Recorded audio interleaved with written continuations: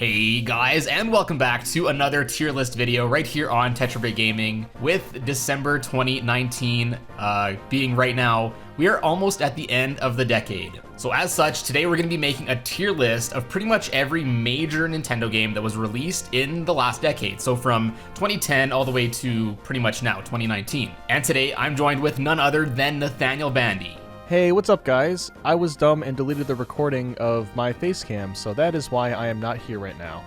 Oops. So there's quite a few games on this list right now. There's a lot that we haven't played. Yeah, so I went to, I think it was like on a fandom website of Nintendo. It was like every, I can't remember what, it was like, yeah, it was directed, produced, and released anyway, or published by Nintendo. So I went through pretty much every game on the list. I filtered out the ones that were not really major Nintendo games. There's quite a few. I still put a few here that I still don't really consider major Nintendo games. But yeah, I think with that said, I think me and Nathan are just gonna, off camera here, kind of just filter out the ones we haven't played, or the ones that we don't really have much to say about, or we don't have enough experience with. So we'll be right back. Okay, we're back. As you can see, we sorted quite a few games off our list, so apologies if some of these games were some of your favorite. We just, both of us or one of us hasn't played these games enough to have too much to say about them. Sorry, Devil's Third, maybe next year. But I feel bad. I haven't touched Xenoblade 2, haven't touched Pikmin 3, Skyward Sword. There's so many games that I still need to play. So. Yeah, I don't know what the total was of the games here. It was probably close to 100 because I think I counted we cut out like 56 or so, and we still have like, I think we still have like 90-ish games to go. So unfortunately, I think neither of us were rich enough in our youth to buy all these games. And there's quite a few you might be surprised with, like that I haven't played any of the Xenoblade or some of the Kirby games. We took off like Mario and Luigi Superstar Saga. We did play I think both of us played the original. We just haven't played the remake, so we didn't think it was fair to include it in this list in that regard. Just yeah, kind of a few of those rules that we haven't played them in the current decade, I guess. Another thing I didn't mention earlier, I'm not including any ports of games that were from the previous decade that were brought over, like in the exact same way. Kind of like I think Pikmin 2 was brought to the Wii in this decade, but with motion control, stuff like that I feel shouldn't be on this list. I'm also not including Wii U to Switch ports because they're pretty much the same game, just definitive versions or whatever. But other than that, we have a stack of games to go, so I think we'll get started. Okay, so first on the list, we have Luigi's Mansion Remake. Just after I said all the remakes, I guess this one changed a little bit. It changed. Yeah, so technically, I have not played the 3DS one, but it's like virtually the same game besides a couple of extra modes. Yeah, they added Luigi. Controls are a bit different, models are a bit different, but I mean at the core it is Luigi's Mansion. It's a good game. It's standed the test of time. Yeah, I think I'm probably gonna put it in B tier. Yeah, that's what I was thinking. This is one of those games that I think everyone should try, but it's not something that I would probably replay a lot. I know not everyone would agree with me on that. But there's one friend in mine that's replayed this game like 1,000 times. Really? But yeah. But this is a really cool game. I mean, it's great to see that Luigi's Mansion 3 came out recently as well. Yeah, I agree. I put it at B tier. It's a really good game. I think it is pretty replayable, but I don't know what it is. I still do prefer the GameCube version. The 3DS one's good. It's just something about it didn't feel as good as the GameCube version. But overall, still a good game. I'd put it in anyone's 3DS library. Next, Omega Ruby. I played it a little bit. Okay, I didn't get too deep into it. I've actually finished this game. It's been quite a while since I've played it, but when I did play it, I remember really, really enjoying it. I'm actually going to put it at A tier, which is probably higher than most people would think. I just thought it was just a ton of fun. Like it was very easy to play through, but it was my first time going into Gen 3, and it was just an awesome experience. Because it was actually my first time playing a Pokemon game since, like, I think Gen 2, so just the difference between Gold and Silver to Omega Ruby was just dramatic for me. So I do have a little bit of bias there, but that's why I'm putting it in A tier. I'm putting it in A tier as well. Hot take, I think it's the best Pokemon game in the last decade. I know fans of Black and White might disagree, but I think it's better than X and Y. I do think it's better than Sun and Moon, and I do think it's better than Sword and Shield. So I think Emerald's my favorite game in the series total as a game itself. There's just so much content in these games. Like, oh, it's so cool. Unfortunately, I think these remakes did not have the Battle Frontiers. Yeah, they got rid of them, pretty sure. That's a little disappointing that they didn't include all that, but I had a lot of fun playing this game, and I think that's what really matters the most. Yeah, for sure. And then speaking off that, Pokemon X and Y. A lot of people don't really like X and Y. I thought it was pretty fun though. Like I had a lot of fun with it. I'm gonna put it in B tier. I don't think you've played this one yet, have you? I have not. Whoops, forgot to put that and didn't play. No worries. I had a good time with it. I'm pretty sure. Well, actually, no. In Omega Ruby, you get the starter, and you also get a Gen 1 starter, if I'm not mistaken, right? Yeah, I'm pretty sure that was that game. But X, you do get. I can't remember how it works. Somehow I got a Blastoise. I can't remember how it works. You do get one of the Gen 1 Pokemon somehow. I liked that a lot. It was a nice touch.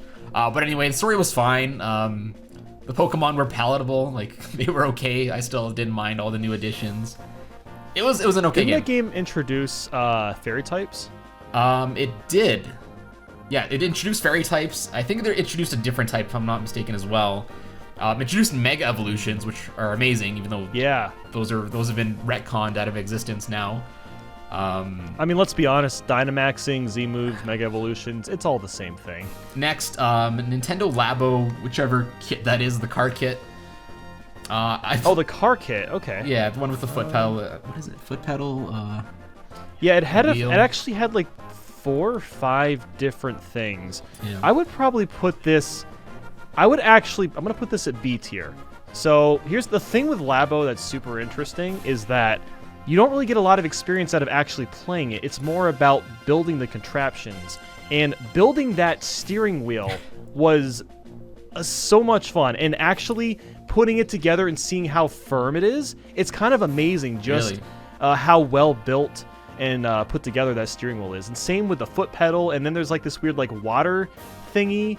You can like control like a submarine or something. I can't remember exactly. It's been a little while since I've built this, but I would probably put it at B tier in terms of how fun it was to just put those together. That's what I've heard. Like half the experience is like putting them together, which is unfortunate because I've only like seen a lot of the VR or the Toy-Con stuff, like at the Nintendo kiosk and stuff like that. So it's like I've seen them. I just haven't like been able to build them, so I don't have, I guess, as much experience with them. Okay, next I have Ultra Moon. Okay, Ultra Sun, Ultra Moon, whichever one. I guess I'll lump this in with Sun.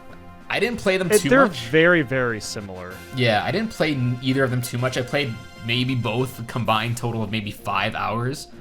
So I think I'm gonna put both kind of together. I'm gonna put them in D tier. Just for the fact that maybe not D tier, maybe C tier, maybe like a low C tier. Just for the fact that it just didn't hook me. Like I just felt like when I was playing it, it was just like loading me with all this stuff. And I was like, dude, I don't really care about like taking pictures of, like, I just remember like taking a picture of a Pokemon in a cave. I was like, this is lame, dude. Like, I don't, like, why? I don't know. Something about it just didn't catch my attention. I couldn't bring myself to come back to it. Whatever it is, I just didn't have a good time with it. That's exactly how I felt, actually. I'm putting both of these games in D tier.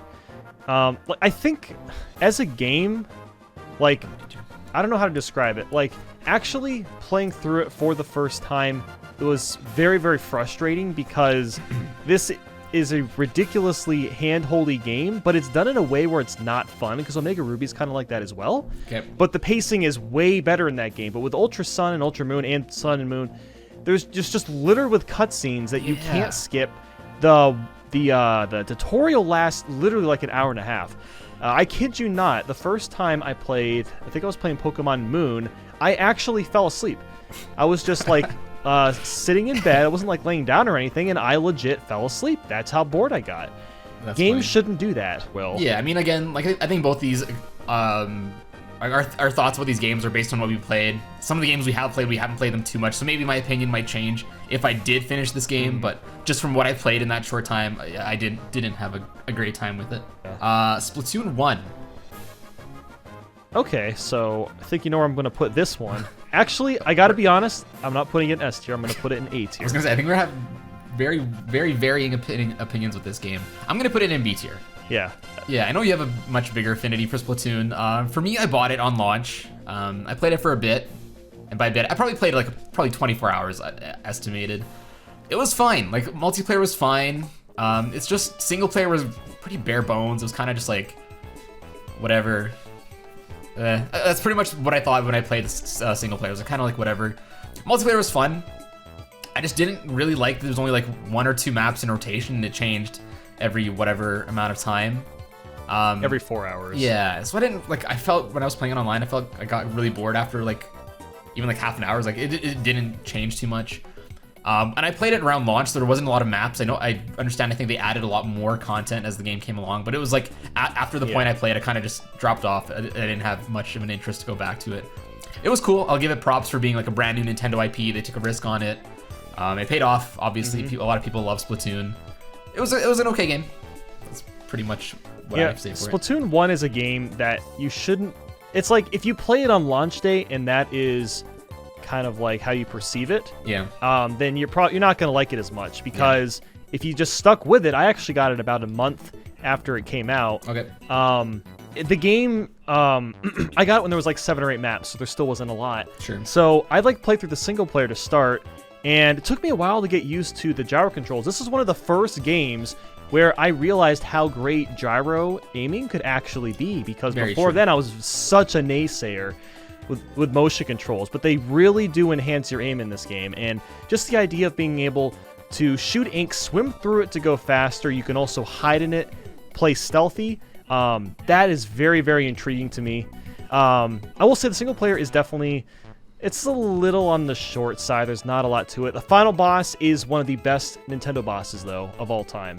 I guess another thing to mention is that the weapons in that game are something you can't really find anywhere else, like a paint bucket. Literally, a paint bucket is a weapon in this game. That's true. And I'm going to admit, I do have a little bit of a bias with this game, too, because I actually made a new friend with this game. So I don't know how many of you watch this guy, Pie Guy Rules. We didn't really talk that much for a couple of years. Then we both got Splatoon, and we decided to play together. And ever since then, we've become really good friends. So I have Splatoon to thank for that. Splatoon making friendships. That's awesome. That's right. Star Fox 64 3D and Star Fox 64. I don't know. We're talking about it like in regards to the current decade, I guess. I like Star Fox 64. I think it's one of the better N64 games. As far as having it a port on the 3DS, it's okay. It's okay. Like I played it, I think, a decent amount. Yeah. So I played a good amount of Star Fox 64 on the N64. Not so much the 3DS one. And I would say the remake on the 3DS is one of the better 3D remakes. Definitely. That Nintendo made on the 3DS. So I'm going to put it in B tier for that reason alone. It's a really fun game that a lot of people don't really talk about anymore. Super Mario Party. Probably, again, a hot take. I think it's probably the best Mario Party of the last decade. They're on the right direction. That said, though, I think I'm still going to put it at B tier. It's not perfect, but it is in the right direction. Yeah, that's pretty much what I was going to say. I mean... we're going to get to Mario Party 9 and 10. Those are hot garbage.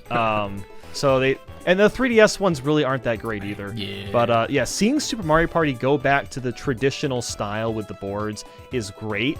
The boards themselves are still a little on the linear side, but the fact that we can buy there's only 4 boards. Yeah. Not like Mario Party 1 had more boards than that, which is ridiculous. But I like that. The fact that they are going back to the traditional style does excite me, because new Mario Party games come out like every 2 years or so. Yeah. So we're probably going to get another one in 2020, and I really hope it's like this, except it has more boards, and that's really the biggest thing. It's just got to have more boards. There's also online play. Oh, garbage. Online play with boards, not 10 random mini games. Oh, it's so bad. It was so really close. Not fun. So close to making it good. Make stars not 10 coins. That's garbage. Make 20 gold 20 pipes coins. not 10 coins. Also garbage. They're getting there. I think they're going to get back. Hopefully, they stay on track with the next Mario Party. Yeah, like the reference material is there. Like they have a roadmap. I don't know. They keep wanting to try and like innovate things where they don't need to. I think they just look at Mario Parties 1 through 7, kind of take that formula and just rework it into the current generation. I don't think it's that hard. I don't know. They keep adding stuff that's just questionable, I guess. Anyways, moving on. Super Smash About Bros. Mario Ultimate. Party. Oh, so you got which one? I was gonna say, since we're on the topic of Mario Party, how about Mario Party the Top 100? Have you played that one? I have played that one. I probably played it, I guess, more than most people. Maybe not more than you, but like than the average person. I remember like I was on a road trip or something not too long ago, and I played it a decent amount. That said, I got bored with it pretty fast because it's kind of just like you don't have any objectives. It's just kind of like play mini games over and over again by yourself. Against computers. So it was like, I appreciate that it was like a lot of mini games from the classic games. Like again, they're going in the right direction, but not enough. Like we need this with boards and it would be great. I'm gonna put it, I'm gonna put it C tier. D tier actually. Wow. D tier. That's generous. For me, it's straight F tier. Really? Yeah. So here's the thing with this game. Okay. First, the fact that they wanted to celebrate Mario Party is an awesome idea. Yeah. Why would you only celebrate half of the franchise? Like, the fact that they picked 100 classic minigames is awesome, although there were some admittedly weird choices. I feel like they could have done like a poll or something, but anyway, the minigame selection overall was fine. Why not also go the extra mile and include classic boards from the other games? Instead, we get one board. One board. And it was pretty garbage. And it was bad. And then there was Minigame Island for you to play the minigames. And then you could just play the minigames in free for all. Yeah, I think I mostly played Minigame Island. And it was like, it's just like play minigames in an order to make it kind of seem like an old Mario game. But it was like, I don't know, it was lame. Like no one wants to play Mario Party for like single player. Like I guess it might be better if you're playing this with friends, but when is anyone gonna get 4 copies of this game? I think it's not single card download play. If it is, my mistake. But who's gonna get 4 of these games, get together and play this game instead of literally any other Mario Party game? Yeah. Anyway, yeah, it's like could be better. Like you said, it's such like a forgettable game. Like I forget this game exists. Yeah, totally. And I shouldn't. It should be like I said. If they just added like 5 or 6 of the classic boards, like one from Mario Party 1, one from 2, 3, 4. That's all they had to do. They should have put it on the Switch. I don't know. And then did yes, that too. They should have put it on the Switch. Yeah, absolutely. Next, Super Smash Bros. Ultimate. That's an easy S rank. I don't know how anyone could argue that it's not an S rank Nintendo game. Even if you're not the biggest fan of fighting games, you cannot deny this is the greatest collaboration video game of all time, and it's only going to get better and better because more characters are getting added. Like the amount of representation in this game is astounding. It's crazy. And this was brought up in one of my streams recently. Like, I don't know, someone's like, oh, what do you think's gonna be in the next Smash game? I'm like, I don't know if there's gonna be another Smash game. Like, I don't know how you can top this. Like, I think this is like the peak of where Smash is gonna be. Like, I really don't know how you can top Smash Ultimate at where it is right now. I don't understand either. Like Sakurai pushed the bar up so high. The only thing he could do at this point is to take a year or two to make like some sort of subspace emissary adventure type of mode. Yeah. Maybe add like break the targets, board the platforms, just add some single player stuff. Besides that, like I don't know what else he could possibly add to this game. There's more than enough characters, almost too many. Like I don't even know how to play half the characters anymore. Yeah, I guess that's a good thing. But yeah, it's a good problem to have. Yeah, I guess online play can be vastly improved. That's the only thing. But no one. That's not Sakurai's fault. Yeah, that's Nintendo's fault for not working on their netcode better. Yeah. So. Yeah. That said, still think it's S rank. I think it's a great game. Absolutely S rank. Yeah. Yoshi's Woolly World. Ooh, I'm actually gonna put this in S tier. Really? S tier. Very generous. Yes. I'm not saying it's bad or anything. I'd probably put it...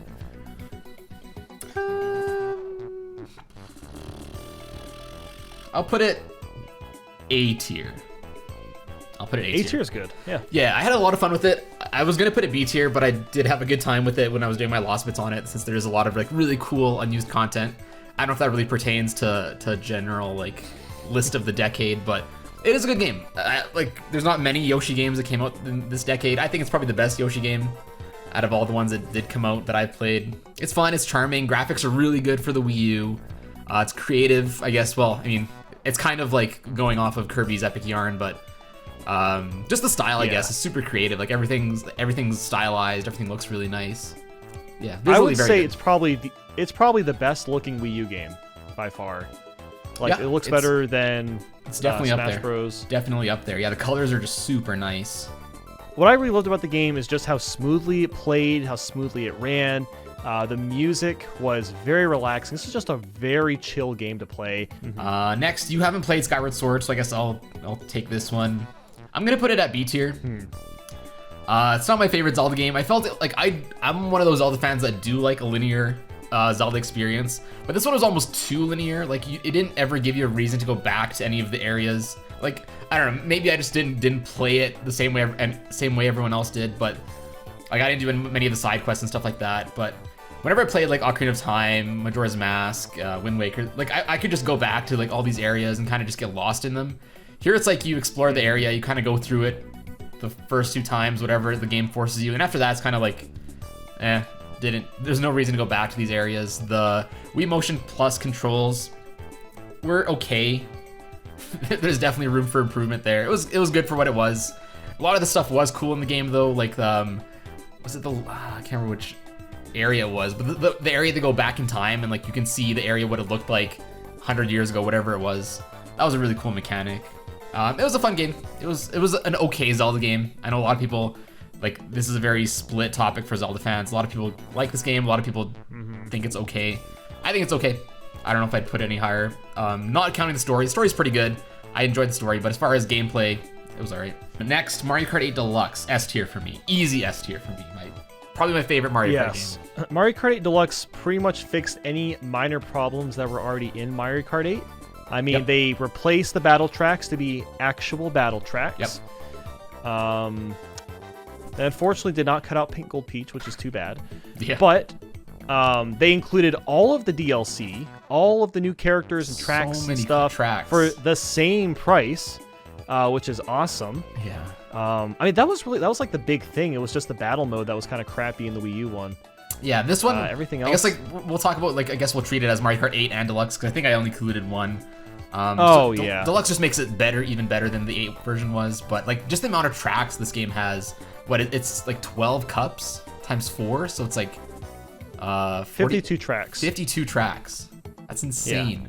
Yeah. I mean, Nintendo, you can tell that they spent years, really fleshing out these tracks to make them as memorable as possible. I don't usually look at the backgrounds when I'm playing the game myself, but if I watch gameplay, like, you can kind of see when everything flips, or like when you're upside down, like you can see the backdrop of the courses. It's just so breathtaking. Like, oh, it's phenomenal. Next, Pokemon Go. I actually did not. Here's the thing. I played a tiny bit. I'm just gonna put it in didn't play because I really did not play enough to give it a score. I played it a decent amount when it first came out in 2016. 2016? That was a long time ago. It was good on its own to catch Pokemon. I just think the whole, like, that hype in that summer of that year was awesome. Like, I went to a lot of public areas and like everyone was playing this game. And I just have a very fond memory. Like, I was near this area near where I live. And there was like a Pokemon that spawned somewhere, and then there was, I kid you not, like probably 200 people just running to this area. I think it was like an Aerodactyl, which was apparently like super rare at the time, but it was like such a surreal experience. I wasn't running, I was kind of just like standing there, just looking around, taking it all in. How like, and everyone was playing was probably between like the ages of like 18 to like 30.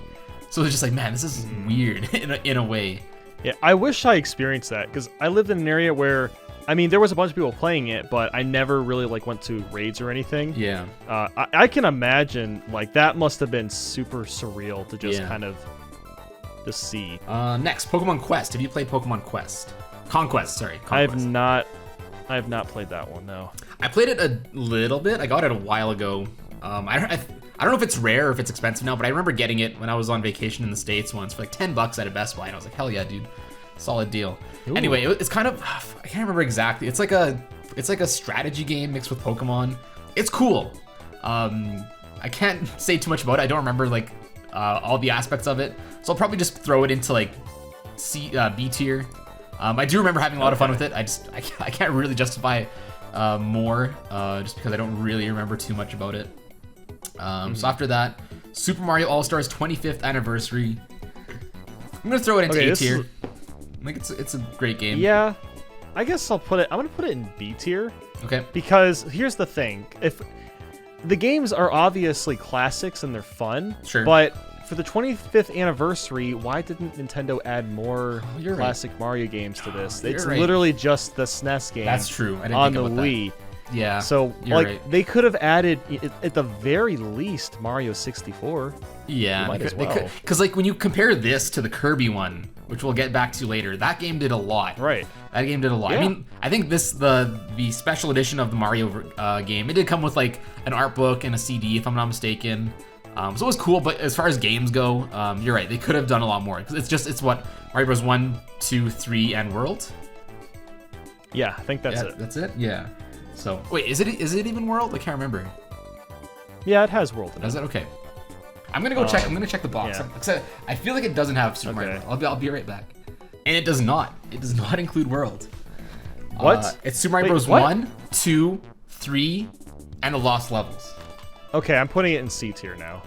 So yeah, it doesn't even have I World. thought it had So World. it's really only the first three Wow. plus Lost Levels. So the real Super Mario Bros. 2. Yeah. I guess if you. Here's the thing. The first game has not aged well. Yeah. Lost Levels sucks, so there's basically 2 good games.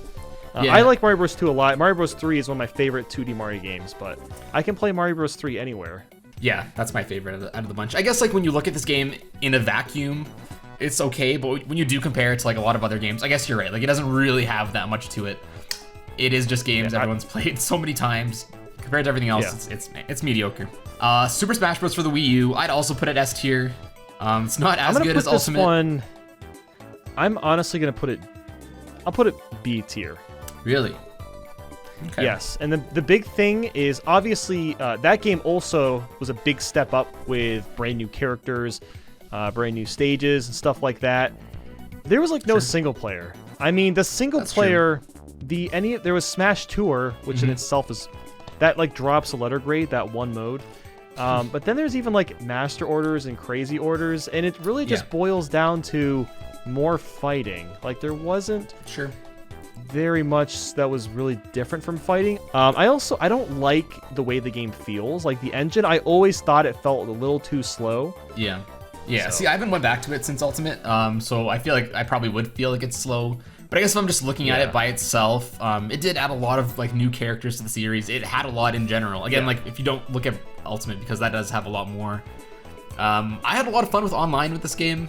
Like I played a decent amount online, and it was okay. The online is better in this game. Yeah, honestly, I was gonna than say like I don't Ultimate. remember being super laggy when I was playing online, for the most part. Yeah, I just think just based on how many like at the time like how many characters they were adding, how hyped it was that Cloud was coming.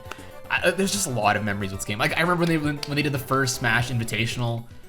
I guess it's not really part of the game, but like, there's just a lot of memories I have with this game. I think I'm gonna put it at S tier still. I'll put it in A tier. Okay. Because this game is the reason my channel started, actually. Back in 2013, I made a reaction video for Smash Bros. And I was reacting to seeing Mega Man for the first time. Oh yeah. And my reaction was, for anyone that hasn't seen it, ridiculously Classic. over the top. I'm gonna have to find it. Some and people put it don't in. think... Yeah, go ahead, show a quick sample if you'd like. Yeah. You're more than welcome to. Oh my god! They're adding Mega Man! Holy I guess as an aside, like you mentioned, it was I think it was one of my first videos too. I think it was the first video that I did by myself on this channel, kind of when I branched out and took control of the channel from my, because like for those that don't know the history of this channel, we did start with 4 people, and I think the first video I did that I branched out myself was a guide on how to get 600 or 6,000 feet in a home run contest. And that video was like my first kind of breakthroughs, kind of when I first got a decent amount of views back then, which was like, for me, 3,000 back then was like a huge amount of views. Mario Tennis Ultra Smash, F tier for me, instantly. tier. It's garbage. It's garbage. Yeah, this game... So I actually played this before, it was a few months before Mario Tennis Aces came out. Okay. And I heard it was like really bad. A couple friends saying it was like the worst Mario Tennis. I thought, oh, it's not that bad. And then I played it for like 5 minutes. I'm like, oh my god. It's boring. This Maybe it's not bad. Like, it's a tennis game, but that's about it. It's basic. It's like, yeah, I think you said it in your triggered video or whatever. It's like the only gimmick or the only like cool thing about it is big characters. You get the Mega Mushroom. You go grow big, and that's it. This is Still. like a $20 game, And I, like, if that. Like I didn't get it on release, but I heard like even when it came out, there was like no one playing it online. Like it just bombed as soon as it came out. New Super Mario Brothers 2. So, okay, so I just did a video. Sorry, I keep plugging my channel. It's all I don't mean to do that. Yeah, I just did a video trying to get all the coins in this game. And even though I kind of hate the game right now after Yeah. doing that, because those videos really take a toll on you, Yeah. I would still put it at... I'm going to put it at a B tier. Yeah, that's right. Actually, I think Scott the Waz put it best. This is a fast food game. It's great, but you know it's not that great for you. I guess that's like the really good way to put it. I like it. I know a lot of people like. I'm putting it at B tier as well. I think it's not the best Mario game, but like I don't know what it is. If it's just like you get like a cathartic feeling from collecting all those coins, but it was just like it just feels good.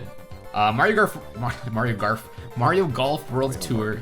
You said you didn't play this one, right? I have not played that. Yeah, I played it. Move that up. I played it a little bit. For me, it's kind of like the Mario Tennis Ultra Smash of Mario Golf World Tour. When I played it, it was kind of like, well, this is a Mario Golf game. That's all, pretty much. I believe it had some online play. I didn't really get into that. But like, yeah, I don't know. I just played the single player mode. It was fine. When I was playing it, I was like, man, I wish I was playing Toadstool Tour or 64. I'm gonna put it in D Tour. It was mediocre at best. Ugh. I remember the people were complaining about how expensive the DLC was. I for want that to say it was game. like $5 for a character or something. It was dumb. Animal Crossing Amiibo Festival F tier. It's garbage. Yeah, that's F tier. I haven't played it. I already know it's F tier. And the fact that you need Amiibo to play the game, Yeah. and then the game itself isn't even fun. It's like just a boring version of Mario Party. Horrible. Just seems like it was purely created just to sell Amiibo. Yeah. Which is fine to have games like that, especially at the time when they were trying to sell those. Yeah. But you got to have a game there too. That's good. Like there's got to be some value to Yeah. it. Yeah. Yeah, and then going off that, Animal Crossing Happy Home Designer. Again, I'm not a big Animal Crossing fan. I'm not really into decorating my own house. So maybe if you're into that, like you probably like this game more than I did. I did not care about this game at all. So I'm gonna throw it into F tier as well. But for me personally, I just not my type of game. I'm gonna throw it to F tier. Bayonetta 2 again. I don't think you played it. I played this game briefly. I played like an hour, so I don't remember much Yeah, of it. I played through most of Bayonetta 1. I think I played a couple hours of this one too. It's fun. Like it's a really fun game. Like the fighting mechanics are phenomenal. Like in both Bayonetta games. This one has all those like cool Nintendo costumes, I believe. I can't remember if that's Bayonetta 1 or 2. But if you bought That's this, the second game. this is okay. It's the second one, yeah. And this game, if you bought this game on the Wii U, you got both games with it too, which is extra bonus. We're not talking about Bayonetta 1, but just that it did come with the first game with it was awesome. I'm gonna throw it into A tier. Like it's a. I mean, I guess it did get ported to the Switch, but it is a must-own Wii U game if you look at it just as a Wii U game. Yeah, I haven't played it, but I do own it. That's a game I'm gonna eventually play. Yeah, it's a really good game. I remember I did enjoy it. I just, again, this was in the time period where I just didn't have time to play games casually. Yeah. So The story's really good. Like it's a good story, good gameplay, really good game. VR Labo. I played this really briefly. It's good. It's just I don't think there's a lot of replay value to it for the most part. Even though it does have a lot of games to it. I'm gonna put it. I'm gonna put it in A tier, just because Nintendo really did try to make VR Labo more compatible with more games than just freaking Mario Kart. That's like they do with true. all their other Labo sets. Yeah. You can use it in Mario Odyssey, Breath of the Wild, and Smash Bros. The entire game of Breath of the Wild. Yeah. I think that alone is a great reason to at least try Labo VR. The robot one, I guess I forgot. I didn't play that one, so I'm gonna put it into didn't play. Oh, the robot kit. Yeah. I'm putting this one in C tier. Okay. It was pretty expensive. It was like I think it was like $100 or close to $100 for it. No, I think it was 80 or 90. 80. Okay. The thing with the robot set is when you actually build it, it is very, very cool, but the build time is insane. Yeah. I mean, I know this is for kids. I Uh-huh. can't imagine a kid finishing this thing. Yeah. Like, you'd have to have a really good attention span, because it took me, I think, 4.5 hours, and I wasn't really taking breaks. I was really trying to go at it and get the build done, and it took forever. It's a very, very cool contraption, the way that it's all set up. There's a few mini games. You can pretend to be a robot and like punch things in a city. There's the goggle things that kind of comes with. There's not enough to it. I feel like it needed like Yeah, I guess just for that I don't know, price. It's just like you don't get enough that price value is for that steep. price. Yeah, you really don't. Like I'd say any of the other VR kits are better in terms of value. Sure. You just want to talk about the last VR kit? Yeah. So I'm going to put this one at B tier, just because the variety of what you had was awesome. There was, of course, the piano. Yeah. Piano was a pain in the butt to build, but once you actually got it working, that was kind of a magical little thing. Just to think, you turned cardboard into a working piano. Yeah, that's awesome. That was my favorite part. Like the other ones are fine. Like I guess the motorbike one or whatever, that one was kind of cool. Yeah, I still have that piece. It's kind of nice to have. Yeah. The fishing one was like, it's okay. That one was pretty lame. Yeah. Like I think the highlight, like you said, was the piano. It was like, you're right. Like you just literally built a piano with your own hands and cardboard, right? Okay, next I got Twilight Princess. You said you haven't played either, right? The HD or the original? And I played like an hour of Twilight Princess. Okay. It's one of my favorite Zelda games. I know this kind of goes against what I said earlier. It is pretty much just a re-release. They did add quite a few things, though. I'm going to throw it into A tier. I know it's a hot take. I know a lot of people don't really like Twilight Princess for some reasons. It's one of my favorite games. It looks great on the Wii U. They added quite a few things. Amiibo support. They added like that hard mode. I think if you scan in a Ganondorf amiibo, it makes enemies do 4 times the amount of damage to you. Or maybe it was 2 times. I can't remember. I think it was like hero mode is 2 times. Then if you scan Ganondorf, on top of that is times 4 or something. Anyway, they added quite a few things like that. Just small things, but another, like, if you haven't played Twilight Princess, I'd say definitely this is a must-have on the Wii U. Story's phenomenal. I could talk about Twilight Princess all day, but I'm gonna throw it into A tier. Okay, next, Mario and Sonic at the 2020 Olympic Games, which hasn't happened yet, obviously, but game's out. Came out last month.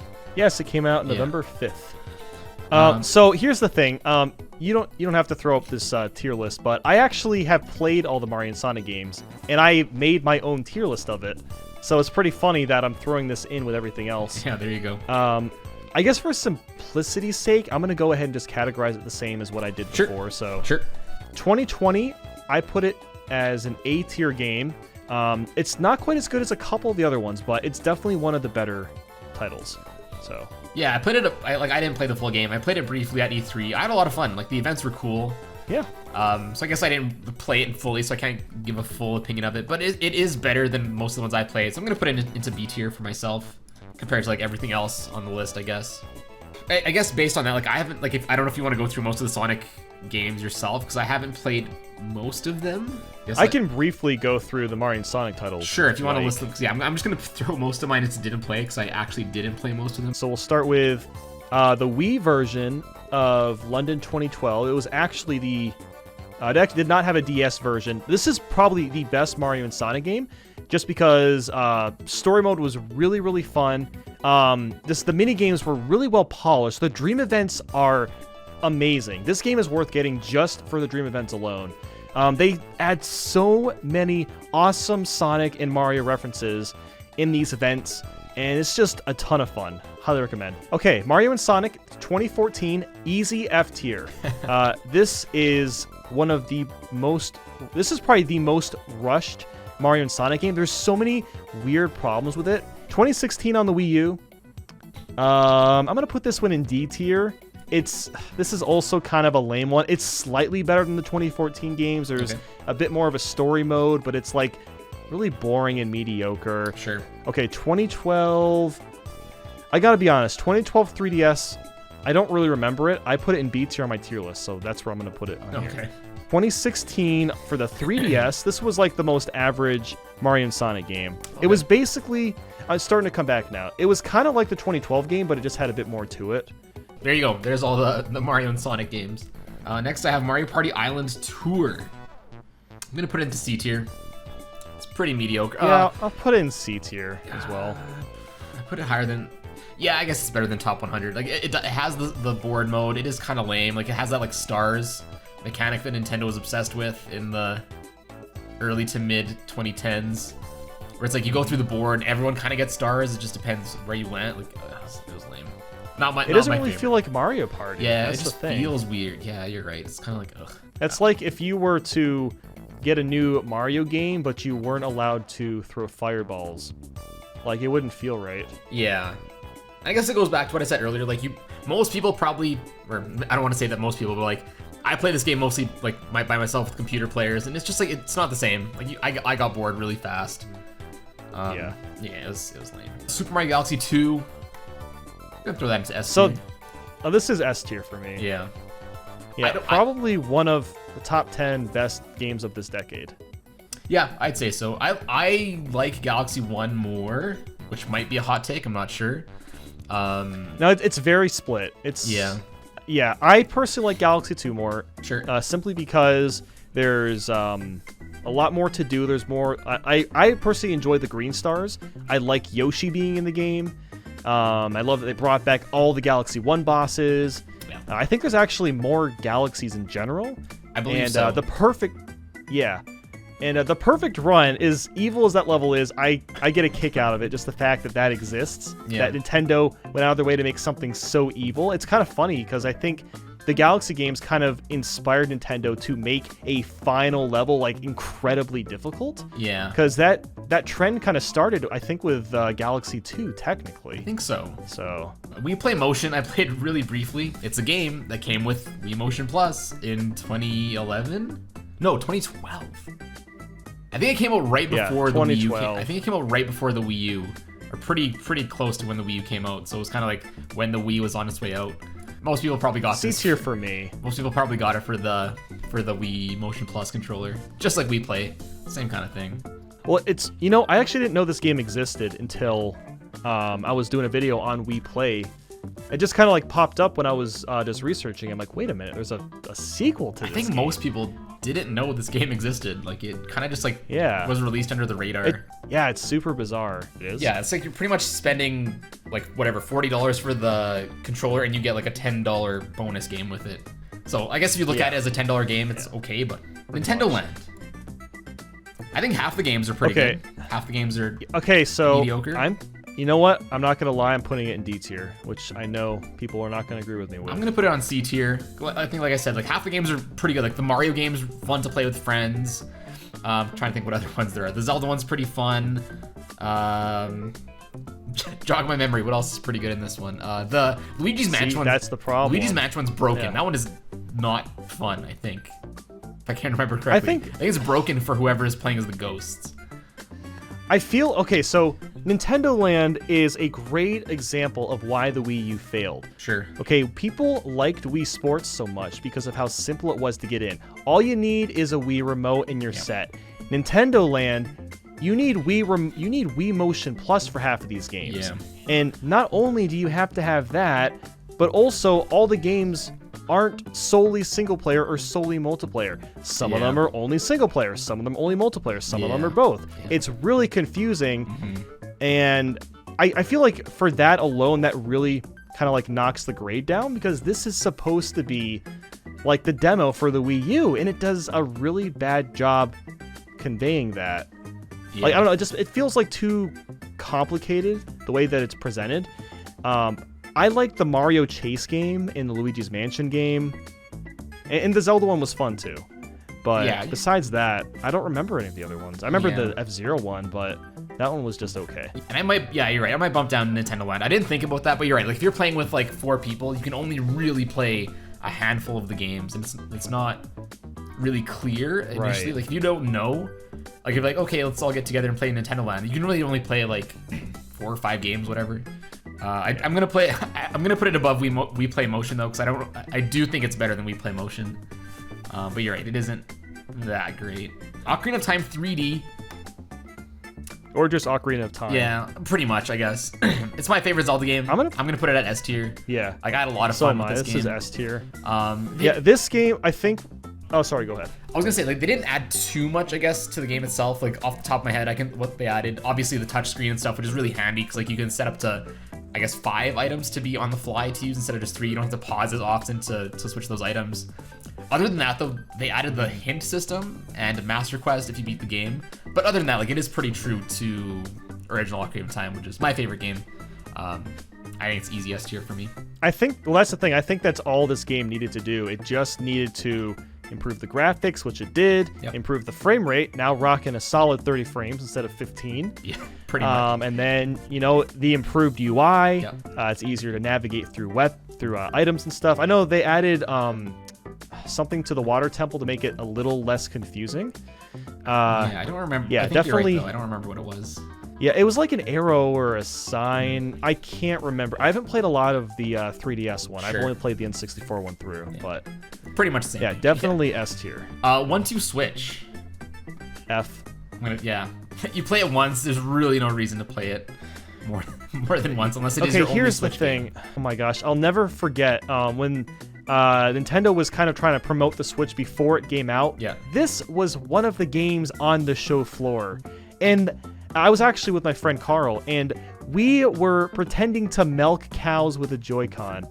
And it was funny, but like, really, this is what you're gonna offer me? Like, this is the kind of games it's gonna be? Like, most of the games don't have any value to them. Like, it has a gag that's funny for 2 minutes, and that's pretty much it. Don't include this in your library. It's not worth it. And it was a full price game, wasn't it? Yeah, it's $60 for this game. Gross. This is not a $60 game. It should have been bundled. If it was bundled with the Switch, I'm sure we probably both would think about it differently, but not as a full price game. Yep. I almost have to wonder, because a lot of people said that.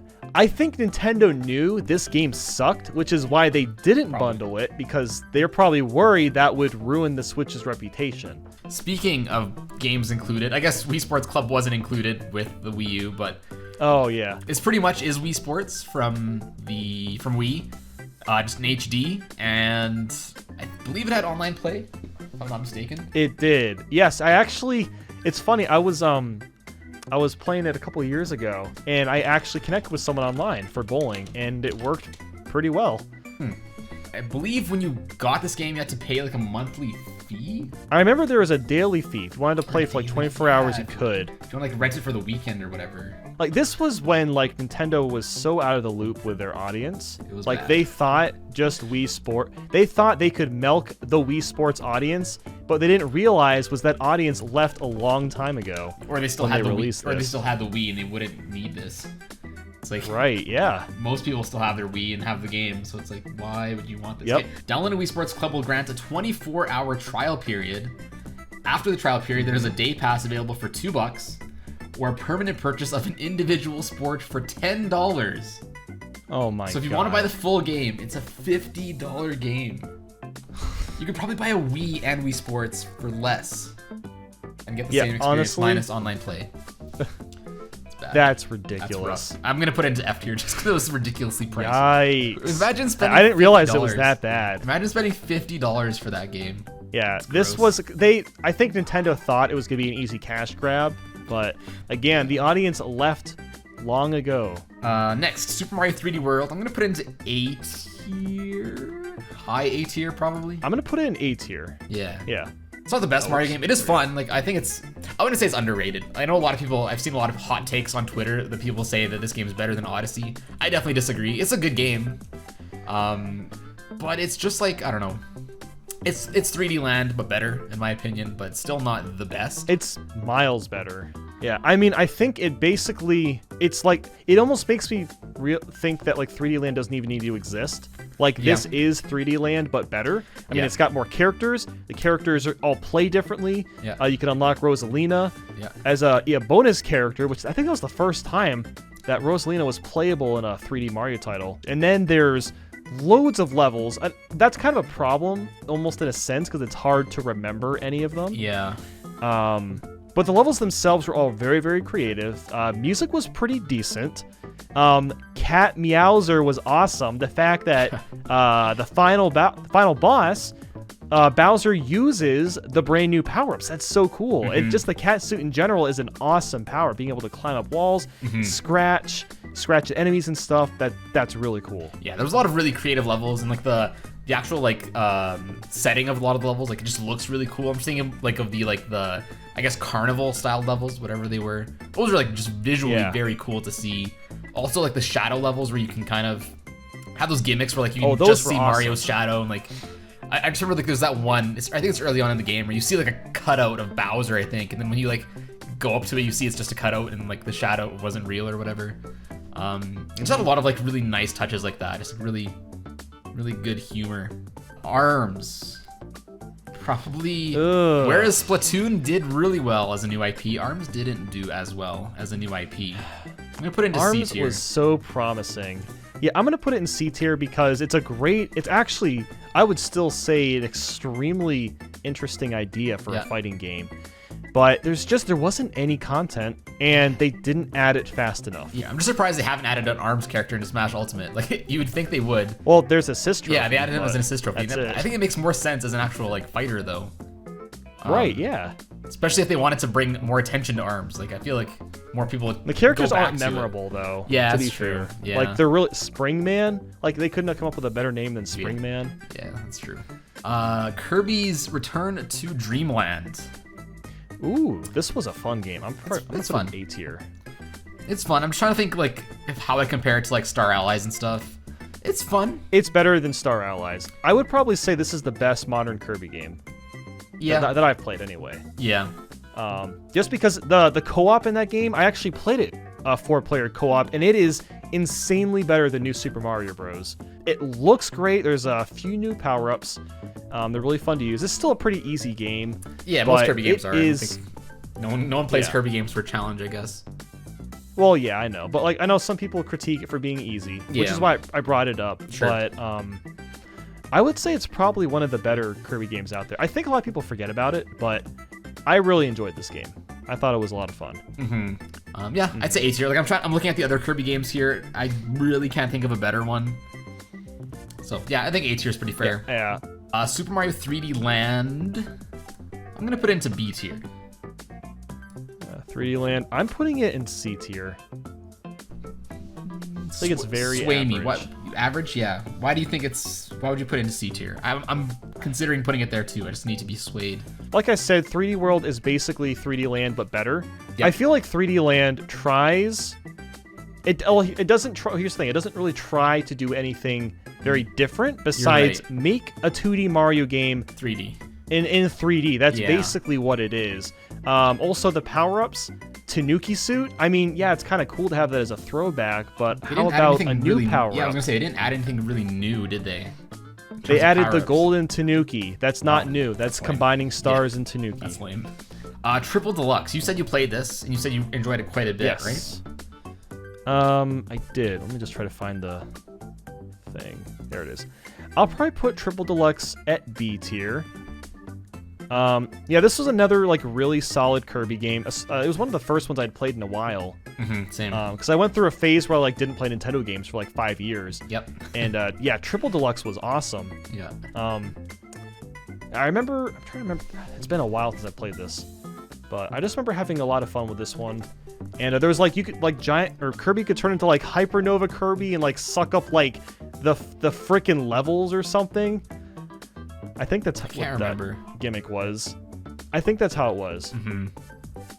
Yeah, that was a lot of fun. I'll put it in B tier. Captain Toad Treasure Tracker. Ooh, okay. It was good. I'm gonna put it in C tier. I'll do was B fun. tier. It was fun. Like I like the puzzle levels. I just feel like there wasn't enough content. I'm pretty sure. I don't remember if it was a full priced game or not. I feel like it wasn't. It was not. It was $30. $30. Yeah. Okay, I guess for that Yeah. price. Yeah, for that price, I'll put it in B tier. Yeah, if it was 60, I would not put it in B tier. Yeah, I but guess for this that is price. like a great game you can play in 1 or 2 sittings. Yeah, it is really relaxing. Yeah, it's very relaxing. The puzzles are extremely creative. Yeah. It's super weird that Nintendo even made a spin-off game about a spin-off thing in 3D World.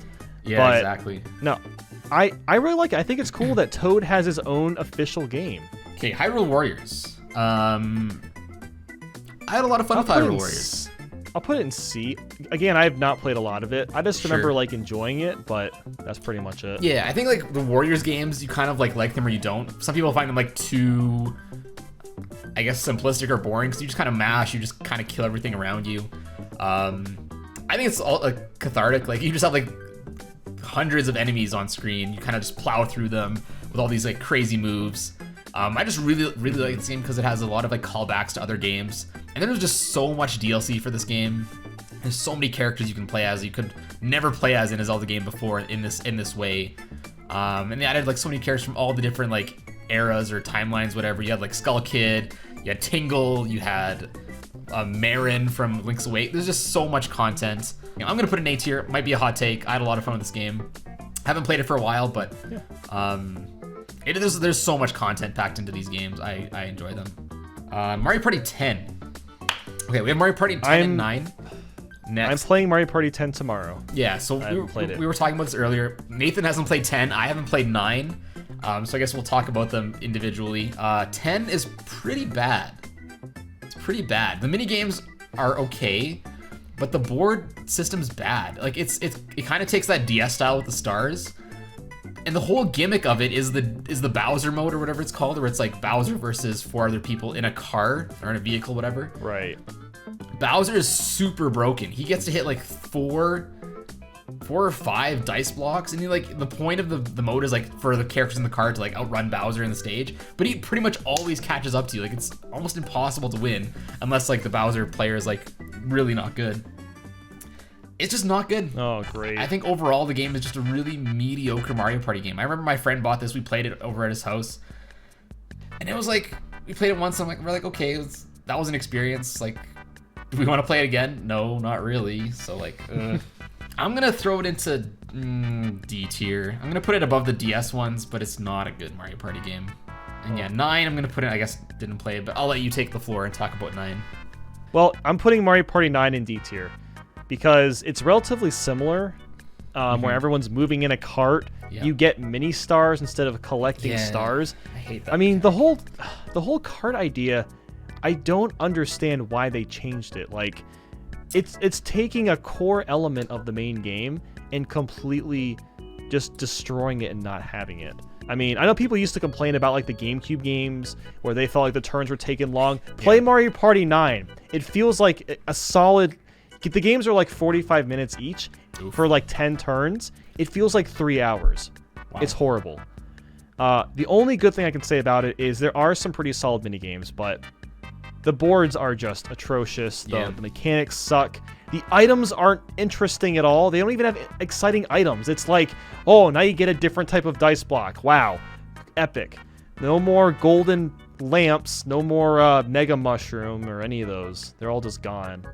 New Super Mario Bros. I'm going to put this in... Actually, I'm going to put it in A tier. Really? Well, okay. I guess yes. I guess as a standalone game, it's pretty good. It's just at this point, I was pretty New Super Mario Bros. New Super Mario Bros. Fatigued. So I'm kind of like, oh, great, another side-scrolling New Super Mario Bros. Game. And I know a lot of people say this, and it's kind of like, Scott DeWaz also made a video on it and touches on it, where it's kind of like, everyone's kind of like bored of everyone's the mechanic at this point. Yeah. But I guess as a standalone game, it is pretty fun. Like, it is pretty okay. I'm going to move it up to B tier. I would probably say you and the Mario Bros. Wii are the best versions. Yeah. Just because the levels feel the best designed. Yeah.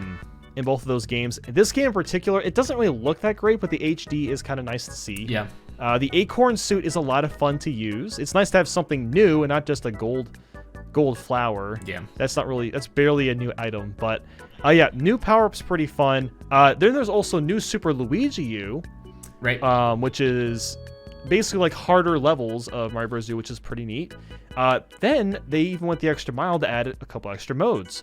There is the Coin Rush, where basically you just rush through a level getting as many coins as possible. There's the Challenge mode. That's awesome. Oh, yeah. Where basically you play through portions of levels and have to do ridiculous challenges like you have to beat the level only jumping on Goombas, or you have to avoid all the fireballs from a Fire Bro, or don't touch any coins. Yeah. It's kind of funny because I think this game kind of inspired challenge runs, just the coin challenge videos. Yeah, exactly. Yeah, so I'm gonna put it in A tier. Okay. Maybe it's probably a B tier game, but I'm gonna put it high. I kind of like. Yeah, I don't mind coming back to it whenever I do for videos. Yep. Like this one and Wii, those are like the two new Super Mario Bros. Games. I'm like, okay, I don't mind playing this again. This is not bad. Star Fox Zero. Sorry, Drew. I'm gonna throw it into D tier. C tier. I changed my mind. I'm not gonna put it with Mario Party 10. Drew still hates you. High C tier. Yeah, so does Gilly probably. I don't know if he's watching this or not. Oh well. They love these. I don't know. It's just like I played through it. People like to bash the controls. The controls are a big thing about it. Like you're using the Wii U to control the R-Wing and stuff. I don't know. I don't think it works really well. Like, I know that's a common or common complaint a lot of people had when it first came out, but like, it didn't control really well. I feel like the game was poorly paced. The levels were kind of like all right. Like, you do get to play as Arwing. You do get to control the chicken version of it, whatever it's called. You get to control like a gyrocopter. There's a lot of really cool variety to it, but like, it was boring. Like, the gyrocopter, it's like, okay, carry this box, bring it here, whatever, or whatever you have to carry. It was, I don't know. I played through about probably half of it to 3/4 of it. I just didn't have too much fun with it. Certainly not a bad game, but it's definitely not my favorite Star Fox by a long shot. Like, I don't really see myself coming back to it. I'd say it's mediocre at best. I really don't know if I could say it's any better than that. You'll see. You'll either join Team Nintendo or Team everyone else. Team Tetrabit. Yeah. Team everyone else. Donkey Kong Country Tropical Freeze, pretty good game. Really good game, actually. I'm gonna throw it to 8. I'm gonna put it in B tier. B tier. I'm debating between A and B. Actually, I'll put it in A. Here's the thing. Like, people say this is better than the new Super Mario Bros. Games, and I think in some ways it is, but in some ways it kind of isn't. Yeah, I mean, they're kind of different. I guess you can make the comparison to them. They are both side-scrolling, but they do play differently. Like, I mean, obviously the big hand that the DK games have is the graphics. Yeah. It's a gorgeous looking game. Yeah, it's really and good. the music is fantastic. I personally am not that big a fan of the controls. I always felt like when I was jumping, I was never getting enough height. yeah. Like, especially with like Donkey Kong, I hated playing as Donkey Kong because he didn't have like the pack like Diddy Kong had, or didn't have the hair twirl like Dixie Kong had. Yeah. Which I don't know. I feel like if you're gonna have multiple characters with different play styles, they all need to have some sort of advantage over one another. And DK was just like, I never wanted to play as him. Yeah. Just felt useless. Super Mario Maker 3DS. F, really. F. Um, This game is bad. It doesn't need to D. exist. It doesn't need to exist. I think back in the day, like before Super Mario Maker 2 existed, it was cool to have it playable on the go. It didn't have as much online functionality. It didn't have a lot of the features that... As much? You mean zero? Zero, yeah, okay. It didn't have didn't have a lot of the features the original game did. But back in the day, before, like, it was like the best... I think it was before Mario Maker 2 came out. It was one of the best ways to play portable Mario games on the go. But looking at it now, there really isn't a reason to play it if you have a Switch. If you don't have a Switch, I think it still has its own place. But like, yeah, you make your levels, you can't really share them with many people. So the whole maker aspect... You can share them with people locally. Yeah, with local, which is like really limited. Like the whole draw to Mario Maker was you can share with anyone, you can download anyone's levels, kind of thing. So removing that really limits the game. But that said, I still think it's one of the best ways to play like a Mario game on the go, like a side-scrolling one, besides New Super Mario Bros. Of course. But now comparing it to everything else, I think I'm gonna put it at D tier, higher D tier. I think it's better than Mario Party 10. But you're right, it doesn't have a reason to exist really anymore if you don't have a Switch. The only reason, like the only redeeming quality I feel like this game has now is the story mode. There is a bunch of pretty interesting levels that Nintendo made, but I'm gonna go ahead and list off a few things this game doesn't have. No amiibo, no online play with people. It's only local. The stages that you can play online are randomly picked. You can't even search them. The game looks worse. The game chugs. Yeah. The game's controls, the new Super Mario Bros. U controls don't really feel right. I feel like all of those aspects, it just makes me wonder, why did they even make this game besides, just make a little extra money. Yeah. Pretty much. No, it feels worthless. Like, I don't know. It's like such a worthless Mario game, and it's too bad. All right, next up, Astral Chain. You said you didn't play this yet, correct? I have not. I saw you streaming it though. It's fun. I haven't played it since that stream, but I must have played like 3 or 4 hours that stream. Okay. It's fun. It's fun. What can you compare it to? I guess you can probably compare it to Bayonetta, kind of, in terms of combat. It's really cool. It's a really cool, different game. I feel like it kind of already isn't being talked about as much, which I guess happens to a lot of single-player games, like just because it doesn't have that kind of lifespan. But It's fun. For now, I'm gonna put it into B tier, just because I haven't played too much of it. But I had fun. I just got to go back and finish it. Really cool story. Like, it's different, which I'll give it props for. Pokemon Let's Go Pikachu and Eevee, Gen 1 remake, took out a lot of features such as battling Pokemon in the wild. Oh, I forgot about that. Ugh. I'm gonna put it in B tier as well. Yeah, B tier for me. Yeah, like mid B tier. I think it's like there's not as much content as like Pokemon X, but I did have more fun with it than Sun and Moon, even though it might have less content in Pokemon to catch and stuff. Yeah, I had a lot of fun with this, but it was super weird that you couldn't like battle wild Pokemon. And the catching thing, that was also really weird because you had to like throw it with motion controls or use the touchscreen in handheld mode.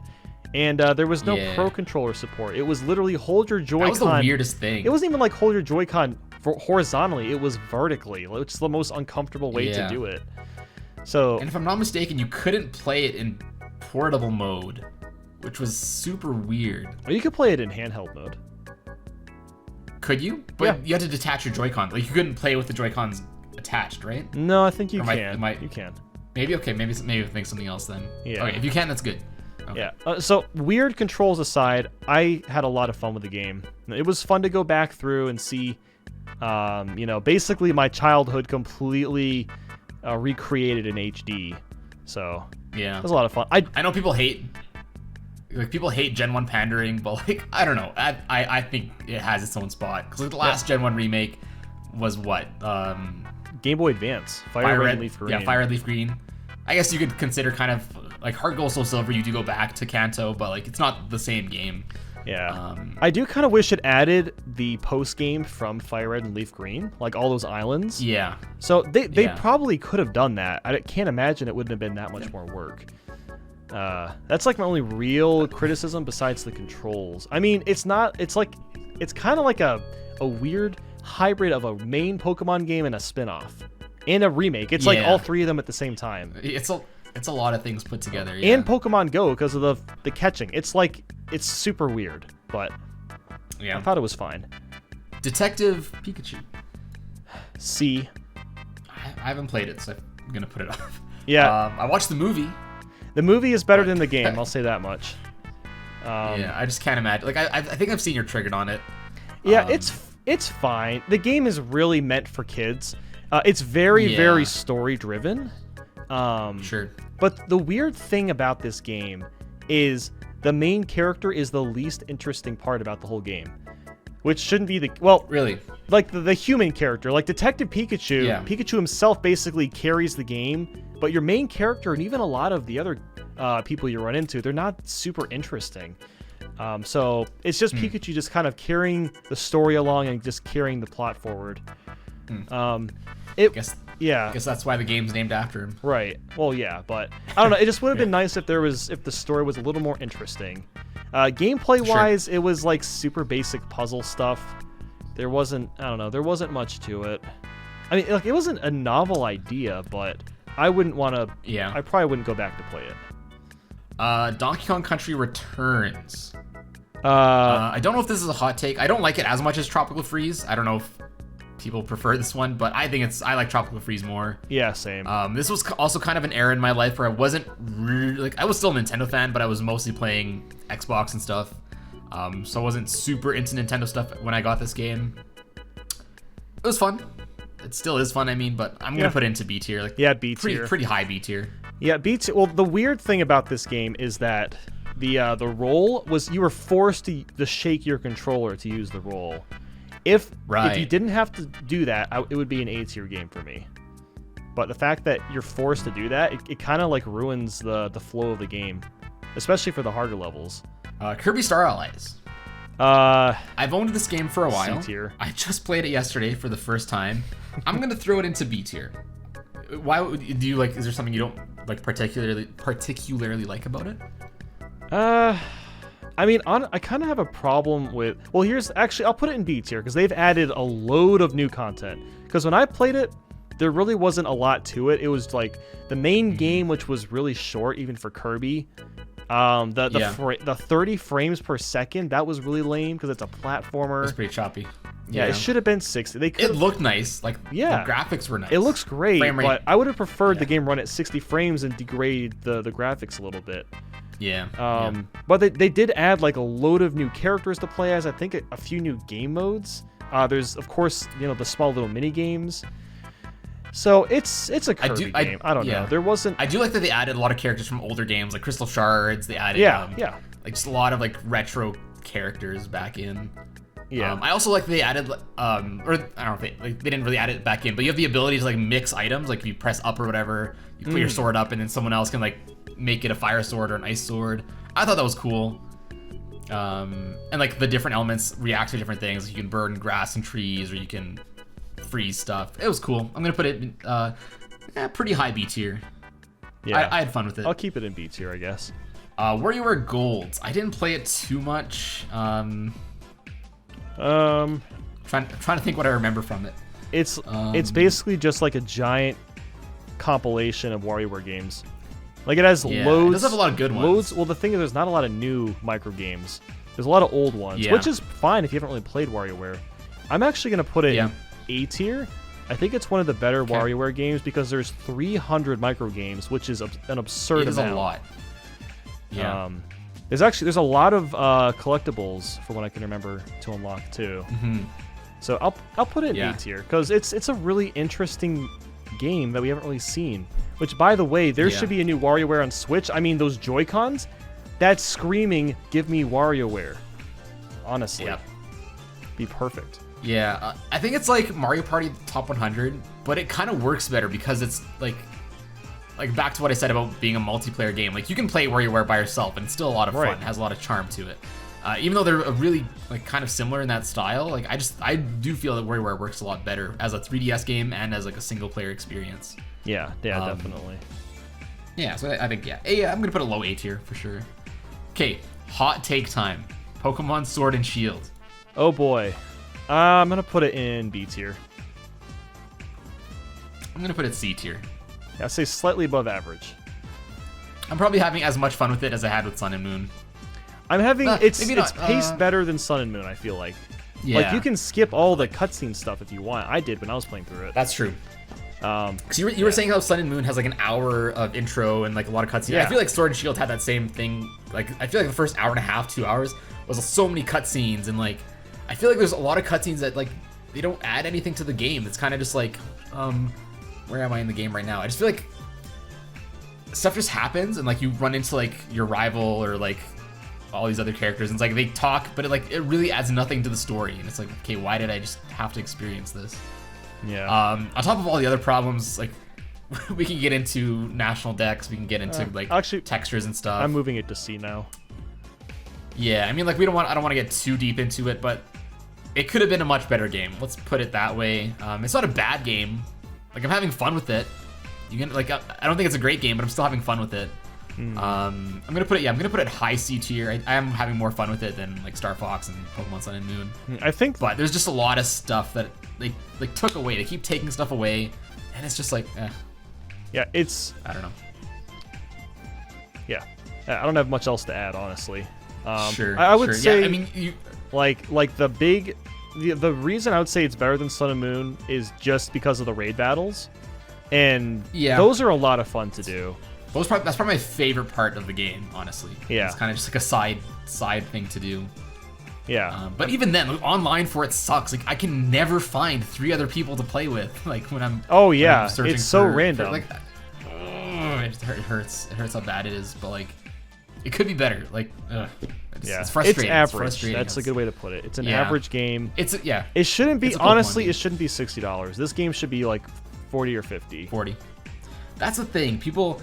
Like, I'm sure this whole outrage for Pokemon wouldn't even be there if the game didn't go up in price, but it's like, it goes up in price, yet they cut a lot of content.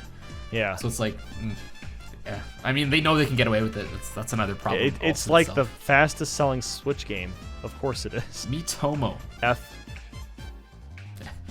Yeah, probably F. Is this, do we even this count? This was a very short-lived game. Is this a game at all? Like, is this a game? Like, honestly, is it a game? Okay, I'm trying to remember what you did. So you get your Mii, and then what you ask your friends questions, and then like they answered your questions, and you got like clothes and stuff. That's the It game. was really limited. It was like Facebook, but like with like 20 layers of parental controls on it. You really couldn't do anything with it. Well, you could get Mii's to curse. I remember that much. That was kind of funny. Really? Yeah. I guess like, yeah, when you like, they had the text to speech or whatever. Yeah, the text-to-speech, That was that kinda was funny. the only appealing part of that game, was the text-to-speech. Yeah. It was boring after like 4 or 5 days. So it's a weird game for Nintendo to start with when it came to their mobile space, because that was their first Yeah. mobile game, Miitomo. It like wasn't even a game. They were probably hoping it would pop off a lot more. I feel like it started good, but then like people would like quickly realize there's really There's nothing to do in this game. it. Yeah. Yeah. I just remember like my favorite part was like you could like pose your Mii and like change the backgrounds and outfits and stuff. It was kind of cool. Like it was a Yeah. little mini game in itself, I guess. But there's not much to it. F tier easily. Fire Emblem Warriors. I just played this for a little bit yesterday. It's pretty much Hyrule Warriors, but for Fire Emblem fans. Yeah. So I don't appreciate it nearly as much as Hyrule Warriors in terms of like the love letter to the series. 'Cause I'm not a big Fire Emblem fan. As far as gameplay goes, it's pretty much the same. Like kill hundreds of enemies on screen, whatever, with sick moves. But just because I don't have that affinity for Fire Emblem yet, I'm gonna put it into like I guess low B tier for now. I'm sure if I was a Fire Emblem fan, if I understood a lot of the references, I'd like it a lot more. But it's just not there for me. Game and Wario. I have not played that. It's bad. I'm gonna put it into D tier. Maybe a little bit above Mario Party 10. It's really disappointing. Like, it doesn't really have a lot of the WarioWare games. It has a few of them. Like, it only has one mode that has that style of games, where it's like those micro games. Everything else is kind of like a tech demo for the Wii U. Yeah, that's how it kind of came off, which is why I never got it. Yeah, it's bad. I think it did launch, I think, for 30 or 40 bucks, so I give it a little bit of a slack because it isn't a full-priced game. But even then, like, a lot of the mini games, it was like, there's one mini game I remember. It's like you have to make your own robot. And it's like draw a line that's 1 inch, draw a circle that's 2 inches in diameter. So you have kind of like eyeball stuff. And it was kind of lame. Like, it's like this isn't fun. It did have a few fun mini games. Like, it had one where like you launch a basket of like these little guys from the series, whatever, and it's kind of like the Super Monkey Ball game where like you land on the floating islands or whatever, Monkey and trying to Target. get points. Yeah. So they had that kind of mini game, which was fun. That was probably my favorite part of the game. And I did have like I think it had like a Pictionary mode, which was fun.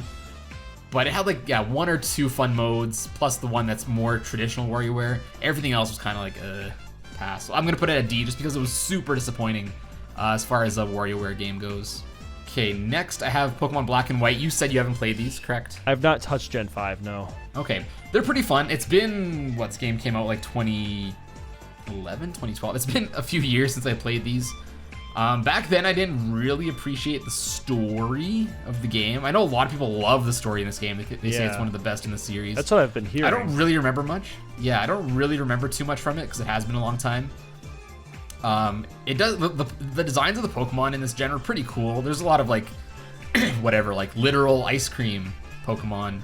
But overall, I had a decent time with the game. I'm gonna put them into B tier, like mid B tier. Did I like them more than Pokemon X? I didn't like them as much as Pokemon X, which is a hot take. I know people might hate that, but I did have more fun with X. I'm gonna put it like mid B tier. Kirby's 20th Anniversary. I think it's a really good game for what it is. Which games are in the collection? Because I'm pretty sure I've played all of them. I just don't remember. I'm gonna have to get it because I don't remember. I know it has Crystal Shards. It has Dreamland 2 and 3. Okay, I'm gonna get the game because I don't remember. I'll be right back. I actually have 2 of them. Oh wow. It was the same thing I mentioned earlier. It was the same trip I took to Best Buy on that vacation where I got Pokemon Conquest. It was on clearance for like $10. I'm like, man, you know what? This game's gonna be rare someday. Yeah. It turns out it is. I think this game's like $100 now. Oh my god. So big return on investment. But yeah, this game has Kirby's Dream Land, the Game Boy, the original. Kirby's Adventure for the NES. Kirby's Dream Land 2 for the Game Boy, which is a really good Kirby game. For those that haven't played it. Kirby Superstar, also a good game. Kirby's Dream Land 3. It's okay. It's not my favorite. And Kirby 64 The Crystal Shards are the games it comes with. It also has like a challenge mode from which uses the graphics and stuff from Return to Dreamland.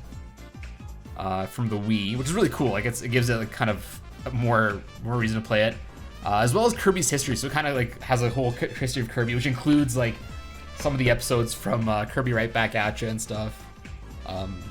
So it's a really cool like send off, or not send off, but like celebration of Kirby. Pretty much like I said earlier, what the Mario 25th should have been. Kind of goes deeper into Kirby's history.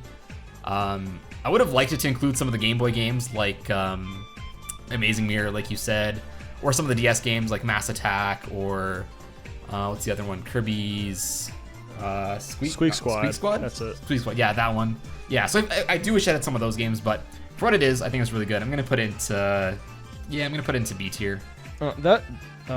So I don't actually have the collection, but I've played all those Kirby games, and that's a really great compilation. So I'm gonna put it in A tier.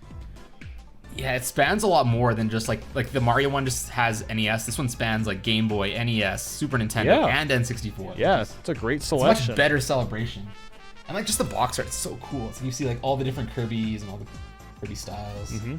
Very cool. And it comes with a CD soundtrack, so it's really cool. Luigi's Mansion 3. S. It's a really good game. S. Definitely S tier. Yeah. Yeah. S. Just like there's so much good about it. Like it looks really good. The graphics are really good. Like all the different sets. That's an understatement. This is the best looking Switch game, I would say. Yeah, between this and Mario Kart 8 Deluxe, I'd say it's pretty close for the two. I think this is better purely for how much focus there was on Luigi's facial expressions. I mean, they're so much fun to watch. I mean, it feels like a movie. The cutscenes feel like a genuine movie. Which Luigi has so much life to him. Yeah.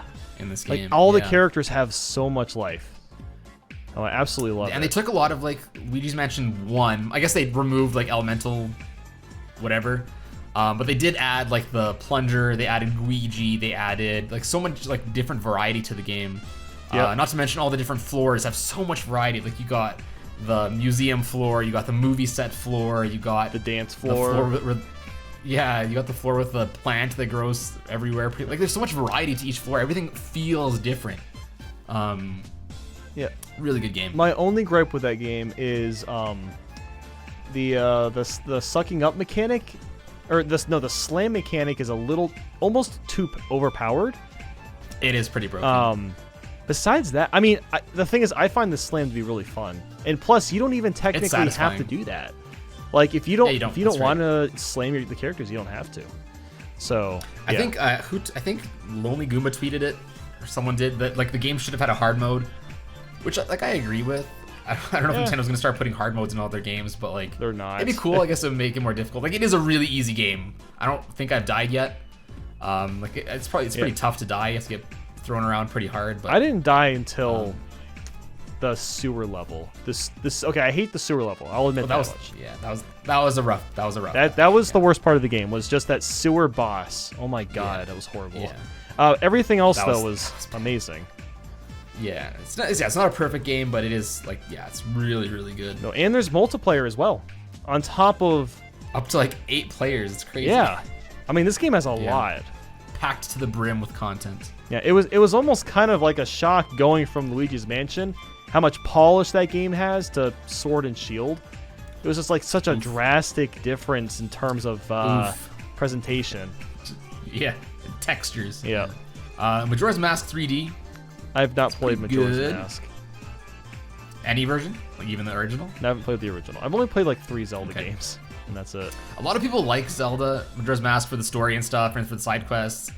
I don't know. I've said this a lot. It's not my favorite. I don't like games that put you on a timer, even though the 3-day timer is not that intensive. It still like gives me anxiety just having that timer in the first place. That always threw me off from the game. The 3D remake's pretty good.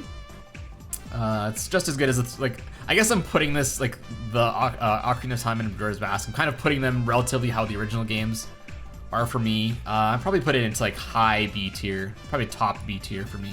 Okay. Maybe even low A tier. I'm gonna put a low A tier because I do like it more than WarioWare Gold, I guess. Mario and Luigi Dream Team. You haven't played this one yet. Nope. I played it for about 2 hours. It's pretty fun. Like if you like Mario and Luigi games, you'll like this. I didn't get too deep into the story, so I can't really comment on most of that. But from just what I played, like it's fun. I don't know if I'd put it like as an amazing game. I'll probably put it like high C tier. Mario Kart 7. I'm gonna put it into S tier. I like. Oh, it this a lot. I know it's not your favorite. Not S tier. It's A tier. A tier. Okay. Yeah. So like, there's two main problems with Mario Kart 7. Is no versus mode, which makes zero sense. Fair. Why is there no Super Mario Kart had a versus? No, Yeah. well it didn't. But anyway, point is, didn't have a versus mode, and the blue shells spawn way too much. I feel like True. it's like 2 or 3 blue shells a race when it should be like 1 blue shell every 10 races. But besides that, I love the gliding. I love going underwater. Being able to do both of those things makes the kart experience feel much more immersive. The tracks look really great. The game plays, it's very, very polished. Lucky 7 is a great new item. Rainbow Road, best Rainbow Road track. You fly on Really Saturn's rings and on the moon. It's the best one ever. It will never. I don't know how Nintendo could top So it. good. Yeah, it's A tier for me. It's just missing a couple Yeah. features. Like Waluigi. Oh, that's right. There's no Waluigi. Now, the online was actually amazing for this game. I It was really good. never It was had really issues good. with it, which is that's impressive. Yeah, I guess you're right. I forgot about versus. I forgot how annoying it is to always play Grand Prix to like play a course. Like if you want to play the 4th course in a cup, you have to play through the Grand first 3 Prix. first, which is really dumb. Or time trial. Yeah. Like, Or no. yeah, it's like I forgot about that. Yeah, I'm gonna put a high A tier then. That is kind of a game changer. Like Yeah. it's so dumb. You're right. It's stupid. it just seems Okay, like we'll leave silly. that A tier, 7 tier, A tier. Yeah. All right. So what about Mario Kart Tour. Mario Kart Tour? We have very different opinions on this. So you go ahead. Hot take. I really like Mario Kart Tour. Oh my God. It's probably my favorite game of 2019. Not the best game. Probably my favorite, like personal favorite. I played it the most. I've probably had the most fun with it. That said, it does have a lot of problems, which really do affect the gameplay. Like I'm at tier 20, which is at the highest tier you can get to, and it is broken, dude. The people you play against to get like in these cups, whatever they're called, the tournaments every week, it is tough. Oh, Unless it's you're, like dropping impossible. money.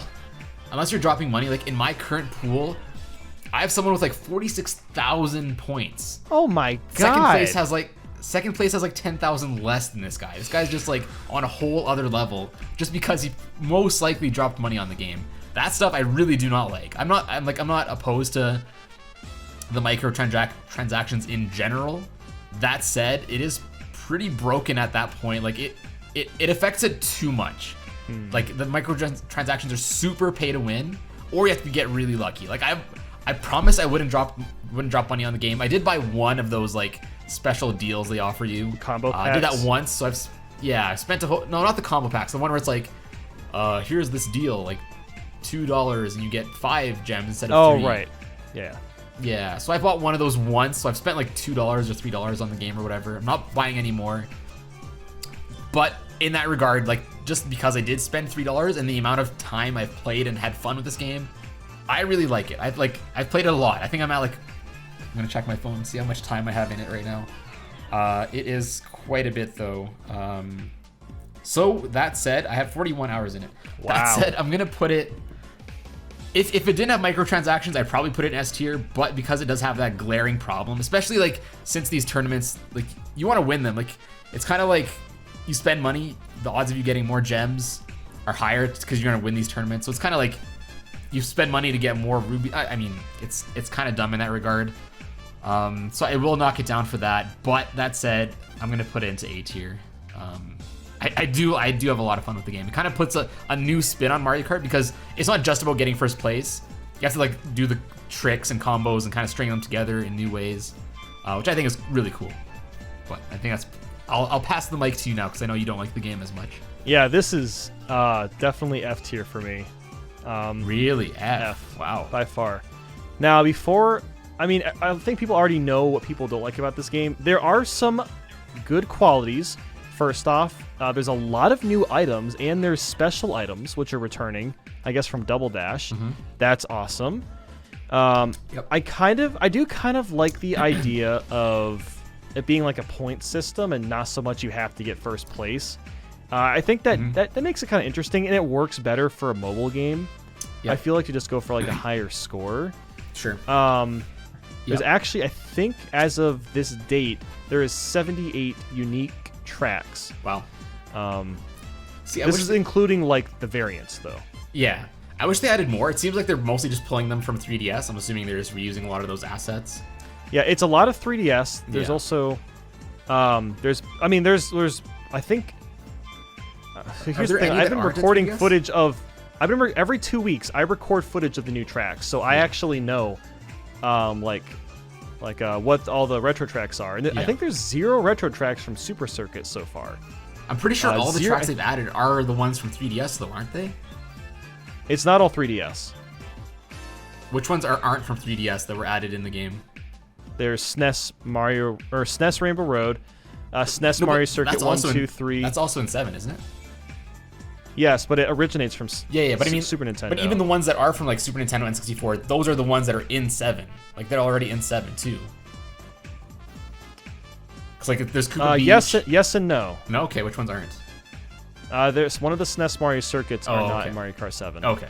But anyway, the track selection, I think it's fine for a mobile game, but obviously the microtransactions are some of the most ridiculous I've seen. It's aggressive. Like, I don't really play mobile games, but good God, they're aggressive. I mean, the combo packs, $40.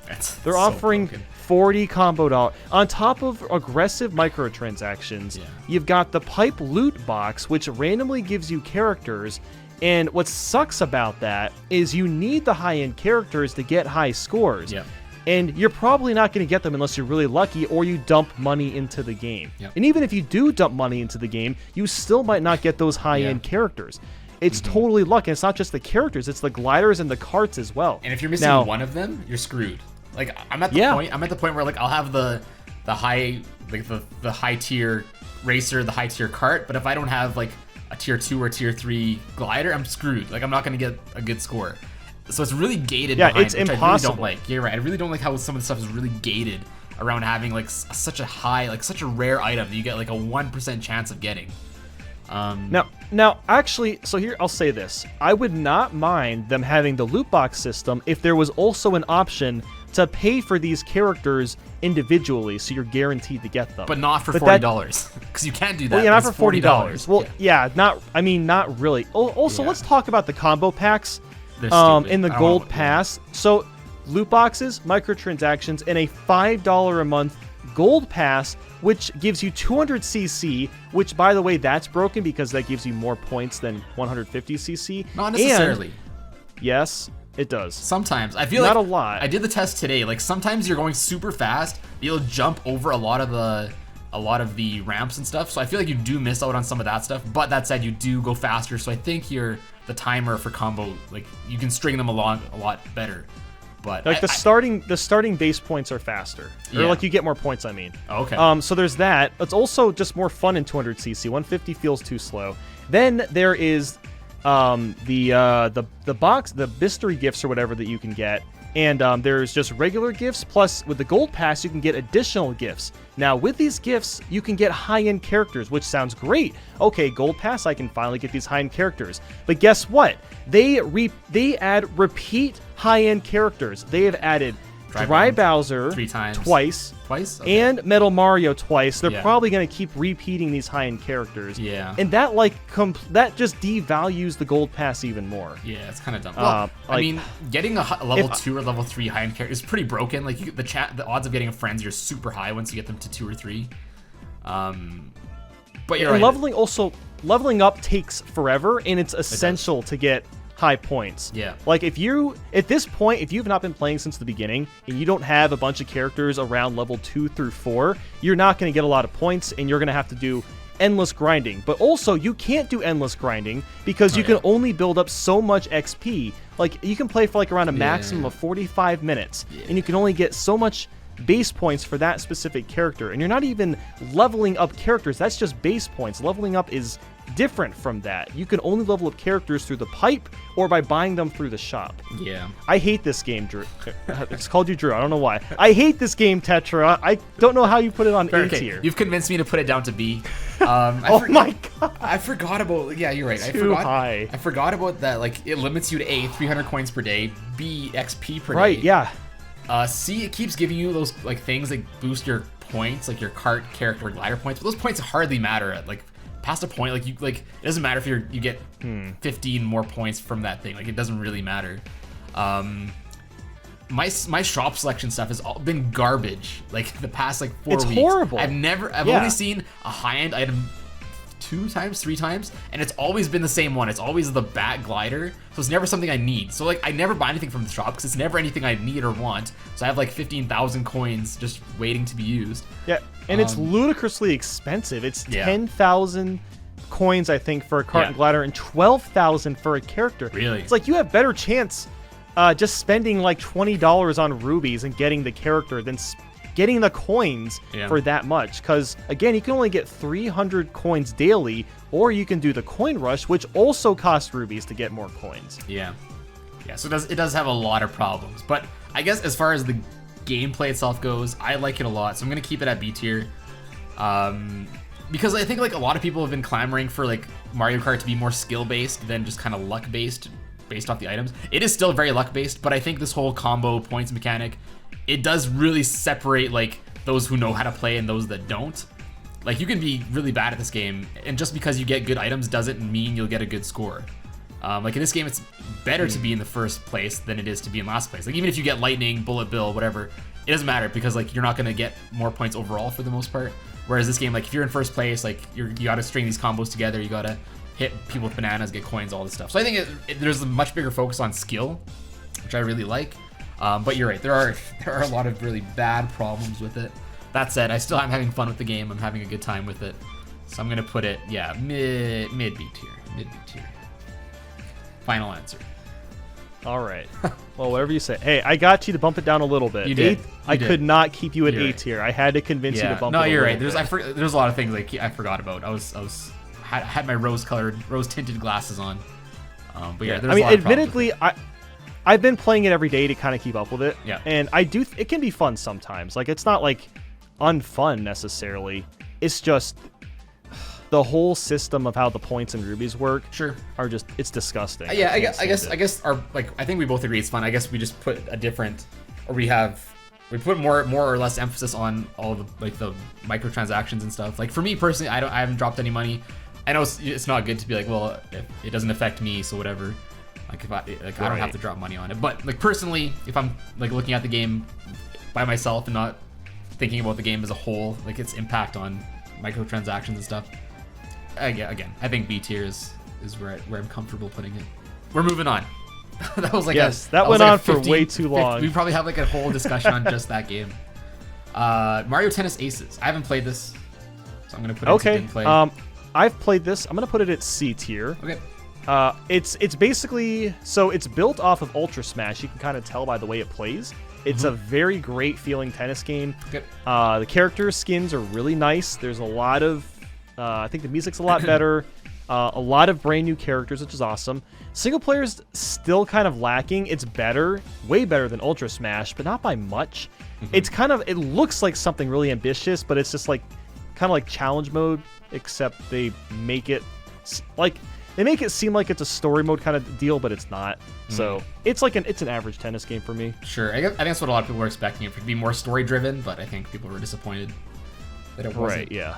And they had like a year of DLC, but like most people kind of stopped playing it after a few months, where it's like no one really cares that they added what, like who did they add, like Dry Bones or something after like. And they added Spike. Spike, yeah. Paratroopa. It was like the most random characters, and It's weird that they updated that game, but not Super Mario Party, which I know more people cared about than this game. Oh yeah, whatever. Super Smash Bros. For 3DS. It's not as good as the Wii U one, but I mean like, it is a portable one. I did have a lot of fun with it. Like having it portably is like, again before the Switch came out, being able to play Smash on the go was like super revolutionary at the time. I'm gonna put it B tier. I'm actually gonna do A tier just because the single player is a little bit better than I didn't really like Smash single Run player too much. Like it had Smash Run. It was okay, but it didn't. Like I played it a few times. Didn't really hook me. Oh, dude, I played Smash Run with every character. I loved Smash Run. It's kind of like it plays. If I remember correctly, it plays kind of like a Kirby Air Ride, right? You play through the cave, whatever. You get the items. Yeah, it's the same kind of idea. Yeah, because you get like buffs and stuff. Yeah. that was a load of fun. It holds its own place. I think unlike Super Mario Maker 3DS, I think it's still, even though you can play Ultimate portably now, I think the 3DS one still holds its place. Like, it still has a reason to exist. Yeah, it does stand out from the Wii U one, and I think I feel like, I don't know, just Smash Bros. In general is more impactful than like a Mario level editor game. NES Remix Pack. I keep forgetting this game exists. I did. Yeah, I didn't play that. It's kind of like, it has like a bunch of NES games, but like challenge mode, and they kind of like tweak a few things. Like, I'm just trying to think off the top of my memory. Like, I think one of them was like, it's 1-1, but like it's frozen over, so everything's super slippery. It kind of just put a twist on a lot of like really classic NES games. And it was only, I think you could buy, like, it was like, before it came as a physical game, you could buy NES Pack 1 and 2 for I think $10 each as DLC. But I think when they bundled it together, it was like 20 bucks, whatever. They gave you like a $5 discount for buying it as a bundle. So it's not a full price game. It had a lot of it gave you a taste of a lot of like these classic games, but in a different light. I'm gonna throw it into low B tier. It just, I guess it doesn't compare in terms of content to a lot of the other games, but I definitely, Nathan, I definitely recommend you check it out. It is a lot of fun to play these ones. It was also yeah. It was also released I'll on play it 3DS, eventually. I'm pretty sure. I have it. I haven't played it, so I don't know like how much of it carries over to that one, but I assume most of it does. Paper Mario Sticker Star. A lot of people hate this game. I don't hate it. I was gonna say, I don't think it's F or D. C-tier. I didn't hate it. C-tier, yeah. I didn't love it.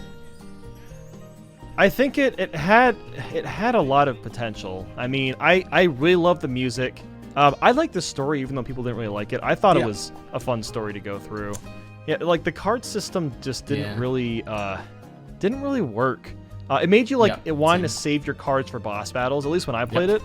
I like avoided fights because it's not like you level up or anything. It's just like you waste your cards. It was fun. I don't know. A lot of people hate it. I guess probably because like in comparison to other Paper Mario games, it's definitely not as good. But for what it is, like, I don't know. I enjoyed it.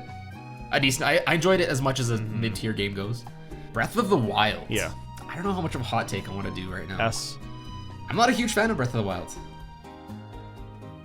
Yeah. So I haven't finished Breath of the Wild, but very rarely do I go into a game and I'm 110% focused on it. Like a lot of times I'm playing a game, I'm also listening to music or a podcast or something in the background. With Breath of the Wild, I just want to sit in this world and just enjoy it, because it's the fact that it is like practically 100% open world. You can climb, glide wherever you want. Is pretty amazing. I mean, people have already spoken high praises about this game, but yeah, it is one of the best counter signal that. For sure. I don't know. Like I said earlier, I'm a big fan of more linear Zelda games. So in this game, like when it gives you so much freedom to do stuff, it's not necessarily a bad thing, but I felt like there was just so much different things I could do that I couldn't necessarily focus on one thing and do what I am supposed to do, which is kind of how I like to play them. So I guess very hot take, but like I'm not a huge fan of Breath of the Wild, even though a lot of people really like it. I liked it, like it was fun, but I also really didn't like that it didn't have like proper dungeons.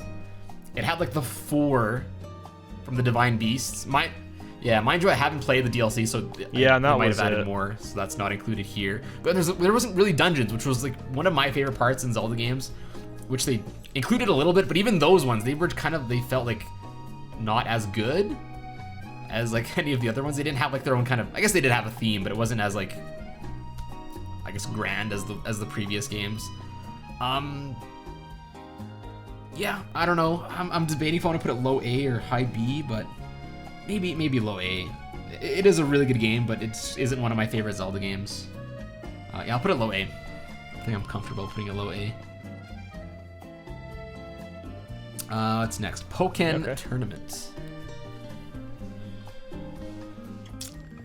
B? Yeah. C. Yeah. It's a fighting game. I think, I mean, if I was more into fighting games, I'd probably put it B or A, but I'm not super into fighting games to begin with. Like, I think it looks really great. It's a cool idea to, like, actually fight Like have a more traditional Yeah. fighting game with Pokemon besides just Smash Bros. Yeah, But I was gonna say I the don't know, same I thing. I'm wasn't- not like I didn't get huge on super fighting into games, but this kind of did give me a reason to play a more traditional fighting game. Like, I guess it kind of plays like Tekken, hence the name Pokken. Yeah, I mean, I played it for maybe 10 Yeah. hours and I kind of got bored. Like you play the tournament or whatever, but it's kind of like, yeah, tournaments You like just do- just kind of, I don't know. yeah, like after a while, it's the same it's thing just over and kind over of again. battles. Which, like, that is a fighting game thing, but that's kind of why I didn't really enjoy it. It's kind of like I got kind of bored after a while. They did add a lot of DLC to the game and Yeah. to the Switch version, which I haven't played either of those DLCs. Like I really want to play as Blastoise, but I don't want to buy the Switch version and buy the DLC for it just for that, especially since I own the Wii U version. But it'd be cool to experience those characters. Like, it is different like than any other Pokemon game. Like, to play these characters like this instead of like a turn-based RPG. So it is cool in that regard. I just feel like it loses kind of its luster after a few hours of playing it, for me anyway. And then also with Pokemon Heart Gold, Soul Silver, S tier. Yeah, I'd say it's the. I think I S-tier. said Omega Ruby is the best Pokemon game of the decade earlier. But I go back. Yeah, I'm gonna go back and say Heart Gold. This Soul is Silver the best Pokemon game of the decade. It is a phenomenal game. If you like Gen 2, this like Yeah. blows any of the remakes out of the water. It's Yeah. so good. It's so good. So much post-game content, like so many small things they added, like Pokemon following you, which is like a huge thing for me. Like every time they add like Pokemon being able to follow you in Pokemon games, I love it. Like I think it's great. And you can have any Pokemon follow you ever up to this point. Like it doesn't matter where you got it from. Like yeah, it was so cool. Trying to think that's what else was cool. in it. It was just like overall fantastic game. But yeah, I just have I gotta go back and play that because I never actually finished Heart Gold. Yeah, I finished it like forever ago when it first came out, and it came with like the little Pokewalker. That was really cool too. The pedometer or whatever. You can like store your Pokemon in it and go for a walk with it. It gets XP and stuff. That was cool. Yeah, really good Pokemon game. One of the best for sure. Okay, Splatoon 2. S. Yeah, I knew you were gonna put it at S. I played it. Yeah. It's better than Splatoon 1, I think. That said, I'm still not a huge Splatoon fan. I'll put it high B tier for me. It's just, yeah. I just never really got hooked into it. I've played 700 hours of this game. So you like it a little bit. I have 100%ed the single player mode, which includes doing every single level with all the weapons. That's playing like all 50 levels 8 times. I have almost 100% Octo expansion. I haven't finished that yet. And I'm almost level 100 in multiplayer. I have rank S in most of the ranked modes. I play this game a lot.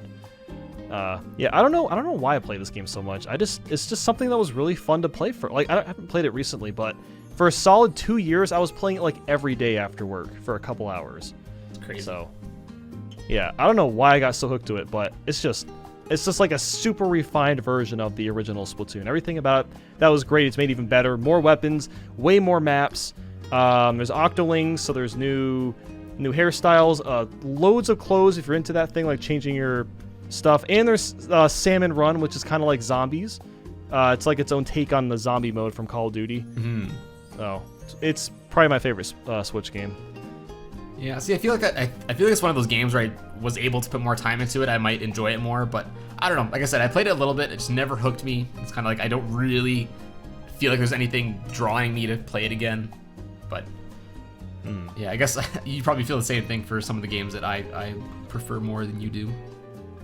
Yeah, well, I really don't understand why I got so hooked to this game. Yeah. Because, like, I'm not even that into shooters, but Mm-hmm. I don't know. I just really like it. Okay, Mario Maker 2. S tier. A. No amiibo. Yeah, I mean, they did remove Amiibo, but I feel like they did add a lot of stuff to make up for it. I really do miss Amiibo, definitely. I guess let's talk about Mario Maker 1 and 2, and we'll kind of rank them. Let's rank them together. Yeah. I think they're both A-tier games for me. Sure. I think Super Mario Maker 1 is my favorite Wii U game, and I definitely put it in my top 10, or used to put it in my top 10. I do think Super Mario Maker 2 makes it pretty redundant. It is pretty much the same thing. They didn't really take out much except for Amiibo costumes. That said, they did add quite a bit. I feel like adding multiplayer just on its own is a really big addition to the game, as laggy as it may be. And they just announced that new Zelda stuff, which is really cool. Like, I guess it's kind of a replacement for amiibo costumes, like in a bigger way. It's not every character, but it kind of makes them even more unique because they have like moves and like a lot more uniqueness to them. Yeah, I do like it more than Mario Maker 1. That's why I'm gonna put both at S, because I really like both games. I think they offer pretty much infinite gameplay, just because there's so many different levels you can play in both games. I really think it's endless. Like, I could see myself playing either Mario Maker game like pretty much forever. Like, I like whenever I have a hankering to play a side-scrolling Mario game, I'm always gonna go to either Mario Maker 1 or 2 faster than any of the new Super Mario Bros. Games. I just think like there's a lot more replayability, fun, just like uniqueness to these games, just because it is user-generated. It's not a typical Mario Bros. Level every time. So I think like just based on that, I think it's like a timeless game. Both of them I think are just really timeless. Yeah, I think sometimes it can be like that, but there's also like a crap load of just bad levels. Sure. Mario Maker 2 does a really good job filtering those out. Yep. So I think for people that play levels, Mario Maker 2 is the better game. Mm-hmm. But people that make levels, I would still say the first game is better. I guess that's a lot Even more though it glitches doesn't and have- stuff. Well, it's just the fact that you can use a gamepad. Yeah. Because, Yeah. I mean, making levels in this game is a pain in the butt. I It's mean, tough. I've tried it with the controller. It's not intuitive at No. all. It takes forever to get used to. And Yeah. even on handheld, I mean, your battery's going to drain, in a few hours. So you have to have the Switch plugged in. Mm-hmm. And you can't, using your finger just is not as accurate as a stylus. And you can get a capacitive, I think that's the word, Yeah. capacitive stylus for the Switch to help. And I actually did do that, and it still didn't feel as accurate. So for making levels, I don't know, it's just not very great for Mario Maker 2. Yeah. But yeah, it's hard to like, because Mario Maker 2 is probably going to be getting updates for another like 6 months, I would say. It's going to still be getting new stuff. So I think in the long term, it's going to be better than Mario Maker 1. But yeah, I think they're A-tier games. Sure. See, my judgment's, again, based on just being a player, so I can't really talk about being a maker, despite it being in the name, but... Yeah, I see where you're coming from, but I guess those aren't really big problems for me, because I never do play, or I never do make the levels, or very rarely. But yeah, I definitely do understand. Mario Odyssey. A-tier. A-tier. I'm gonna put it S tier as well. I think it's my favorite 3D Mario game. So I used to say that until I've replayed the game. Sure. Because getting moons, getting hundreds and hundreds and hundreds of moons is very exhausting. It is very, very cool the first time. Sure. But the second time through, oh my god, it's honestly kind of a pain in the butt. Sure. Like it's weird because like with Mario Galaxy, it's a lot easier to come back and replay because it's much more basic in terms of like your objective. Mm-hmm. But with Mario Odyssey, it's almost like they took the idea of Mario 64 and just added a bajillion stars everywhere, or not stars, but moons. And a lot of the moons almost don't feel like they have much of a purpose. Like they could just be standing out in the open, or there's like 20 moons where you got to put a seed into a plant. Mm-hmm. There's like 20 moons where it's just like invisible somewhere or whatever. I don't know. Like it's still a lot of fun. I'd still say it's one of the top 10 best games, but it's not like a great game to go back to. Sure. See, I guess, necessarily. I haven't went back to go replay it, so maybe my opinion will change if I do go back to play it. Yeah, my opinion changed when I replayed it. I'm like, Sure. ooh, yikes. Like, I don't know, I kind of like that variety where it's kind of like the stuff you have to do to get a moon ranges from really easy to like more difficult, I guess. I kind of do like that. Like you also mentioned like having to collect hundreds and hundreds of moons. There are like I think 1,000 moons in the game. 890. Yeah. I think is the total. You don't really need to collect most of them unless you're 100%ing the game. Like if you're just trying to get through the game at like just regularly, you only need to get like half of that at most.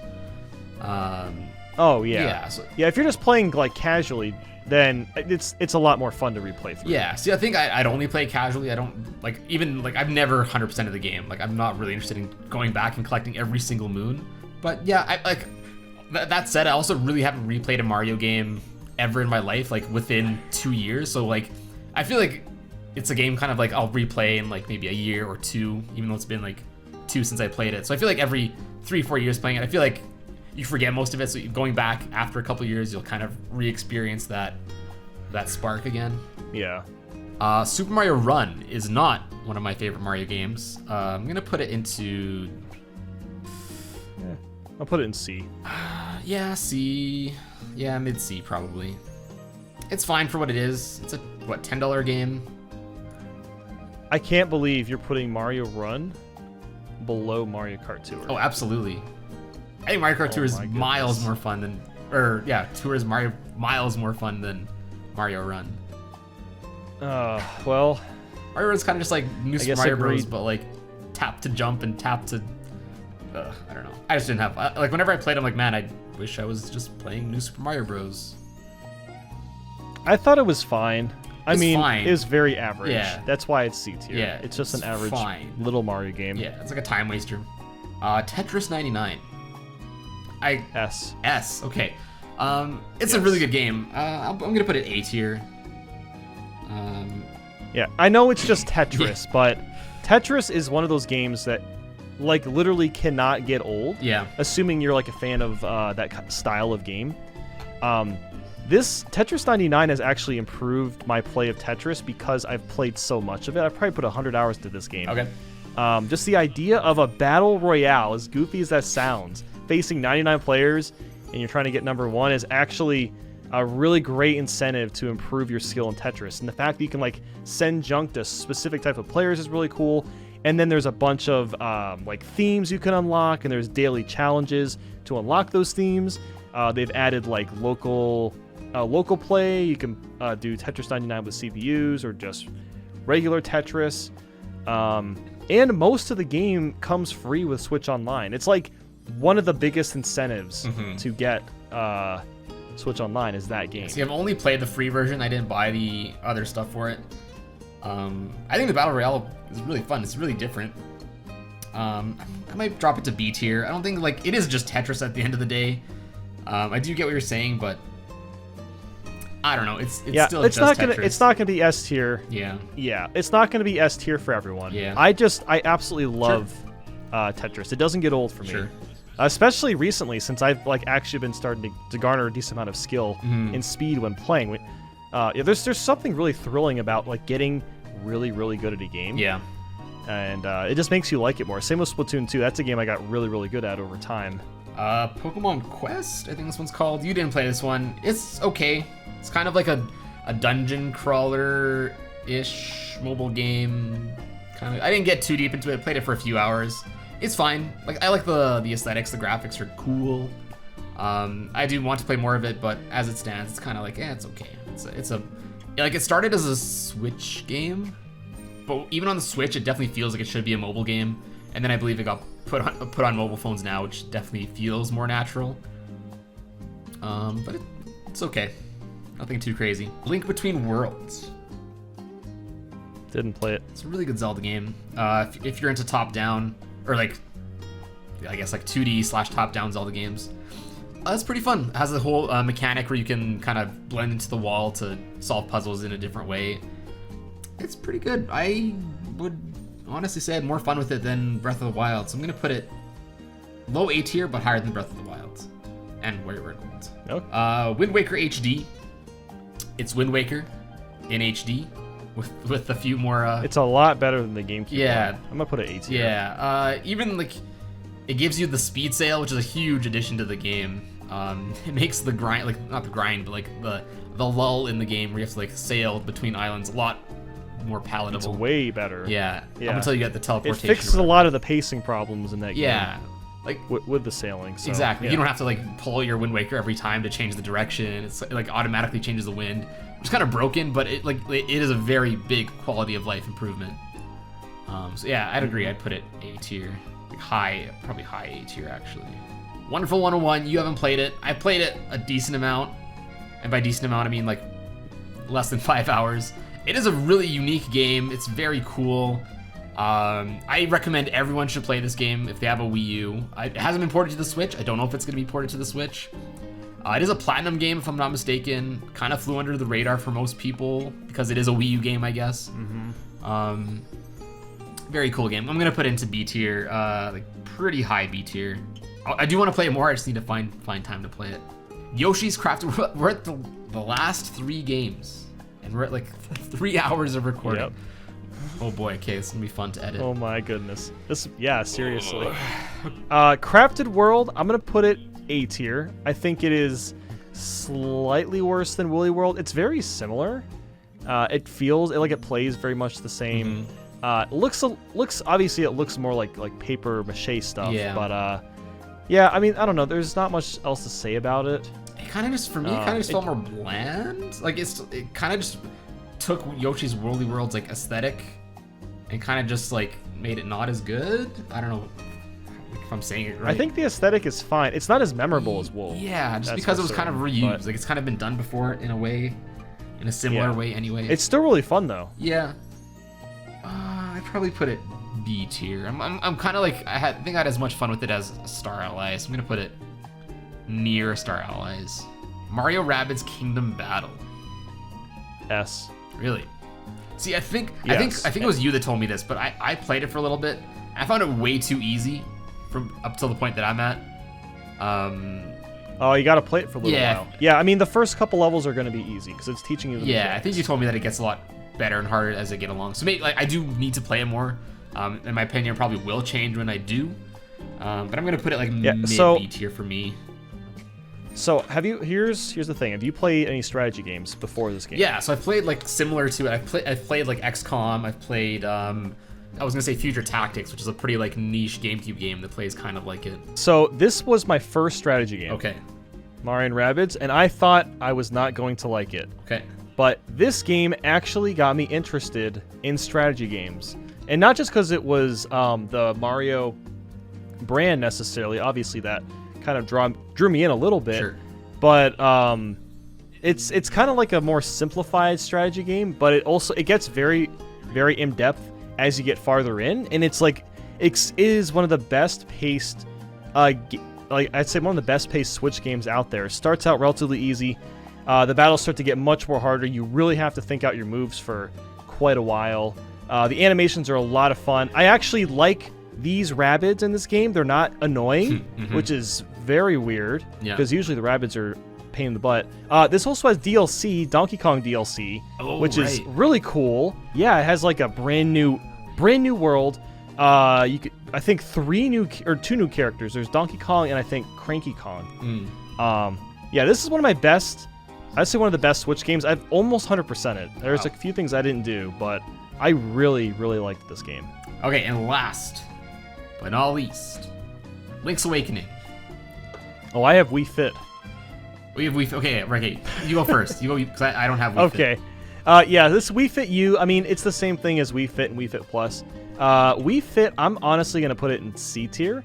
It was great for the time. It actually, this is when I used to live with my parents when I was a lot younger. We would have nights with my family where we would just play Wii Fit. That was a great experience, but as a game, there's not much to it. If you want to play a fitness game, play Ring Fit Adventure. Where's Ring Fit Adventure? That's not on your list. I didn't put that on the list. Do you play Ring it? Fit Adventure, yes. I've only played like 20 minutes, but I would put that like A tier. That's actually a really solid fitness game. I guess I didn't put it on because I haven't played it yet. I assumed you didn't either. Okay, but, yeah. I heard it's good. I do want to play it. It's like what, $80? It's like I don't. It's spendy. Yeah. Yeah. See, when it goes on sale. like I bought it because I know I'm gonna use that Ring-Con for some sort of video, some sort of dumb challenge video in the future. So I just wanted to get it for that. That's fair. But yeah. Yeah. So What where about would you Link's put it? Awakening? You put that A tier? I know I put Wii Fit C tier because it's kind of a shallow game. Yeah. No, It's sorry. not- Ring Fit. You put Ring Fit A. Oh, if it Ring was Fit here? would be A tier. Okay. Yeah. Okay. Yeah. Wii Fit. You said it's kind of like. Yeah, it's just Wii Fit U is kind of shallow. There's like you play the games a few times, they're kind of boring after that. So. Okay, and then last, Link's Awakening for the Switch that just came out a few months ago. Have you played this? No, I've not. You have not? I have. It was my first real time playing Link's Awakening. I didn't really. I played the Game Boy one. I didn't really get into it. It kind of just felt super slow, just with how the Game Boy works and how the screen scrolled and stuff. it was good.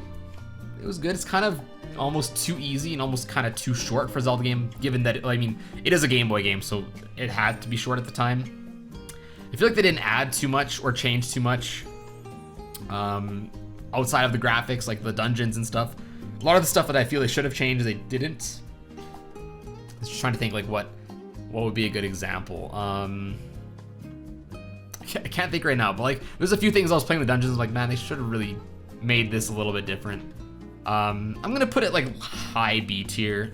It's a good experience. Like, I don't think it has a lot of replay value. Kind of the same thing as Mario Odyssey. Like, it's a linear Zelda game. You play it once, and that's pretty much it. Yeah, I was gonna say, like, kind of like I mentioned with Mario Odyssey. Like, I feel like you have to give yourself a few years in between replaying these games, for the most part. Just kind of so it kind of forces you to forget a lot of stuff, so you don't just blaze through the game too easily. Yeah, I'm gonna put it, yeah, pretty high B tier, probably highest B tier. And that is my tier list. It's pretty gnarly. I know what yours looks like. Mine's a pretty good bell curve though. It's like S, A lot of B, and then kind of tapers off for C, D, and F. It's a pretty good bell curve. Yeah, I'm kind of surprised how many. I think it goes to show just how many games are in S through C.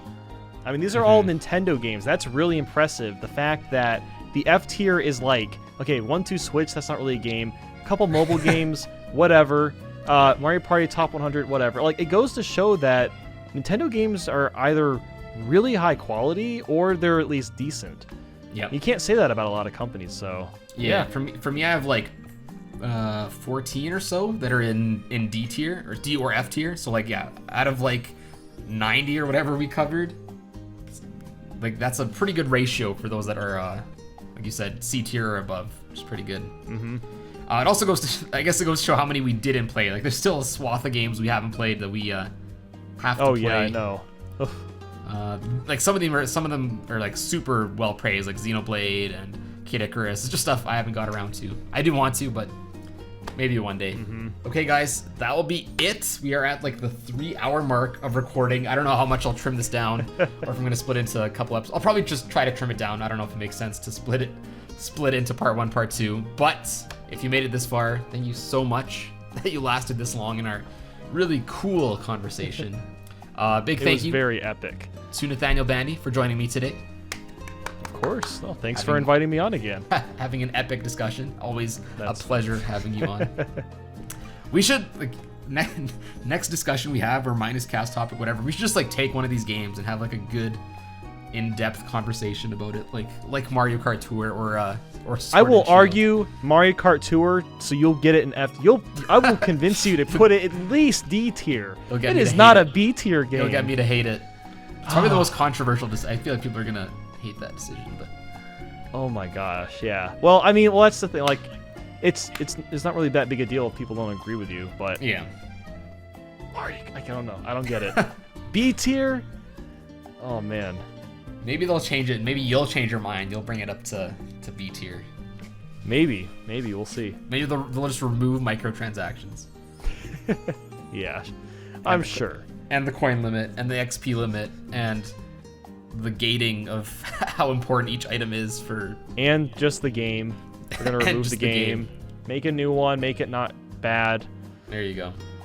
Mario Kart Tour Deluxe for the Switch. Oh my god. Cool, anyway. No, it would not be cool. Okay. What if it was like Mario Kart Tour, but they removed microtransactions and put it on the Switch? No, I want Mario Kart 9. I want actually good graphics. Okay, Mario Kart Tour's graphics are pretty meh. They're bland. For a phone game, I think they're okay. Okay, guys, we're gonna end it here. Thanks again for watching. Make sure to check out Nathaniel's channel. I'll have it linked in the eye icon at the top right of the screen, as well as the description, all that fun stuff. You gonna say something? Yeah. I was just pointing at the icon that everyone is clicking on right now. Oh yeah, I always point to the wrong side. Yeah, that's what I did. Then I switched sides. But yeah, guys, if you enjoy these long-winded conversations that I have with people, let us know. We'll do some more of them. Probably not as long. I have no idea how long this is going to be after I cut it down. I'm hoping I can hopefully get it down to less than an hour. We'll see. Might be tough. I'll have to cut a lot of discussion out. I mean, we did cover like 90 games, so like I don't know. We'll That see. was We'll ins- see. I can't believe I've been standing this whole time. Yeah, I told you. You're like, I'm gonna be standing. I'm like, are you sure? All right, guys, gonna cut it there. Thanks for watching, and I will see you guys In in a bit. There you go. Good sync.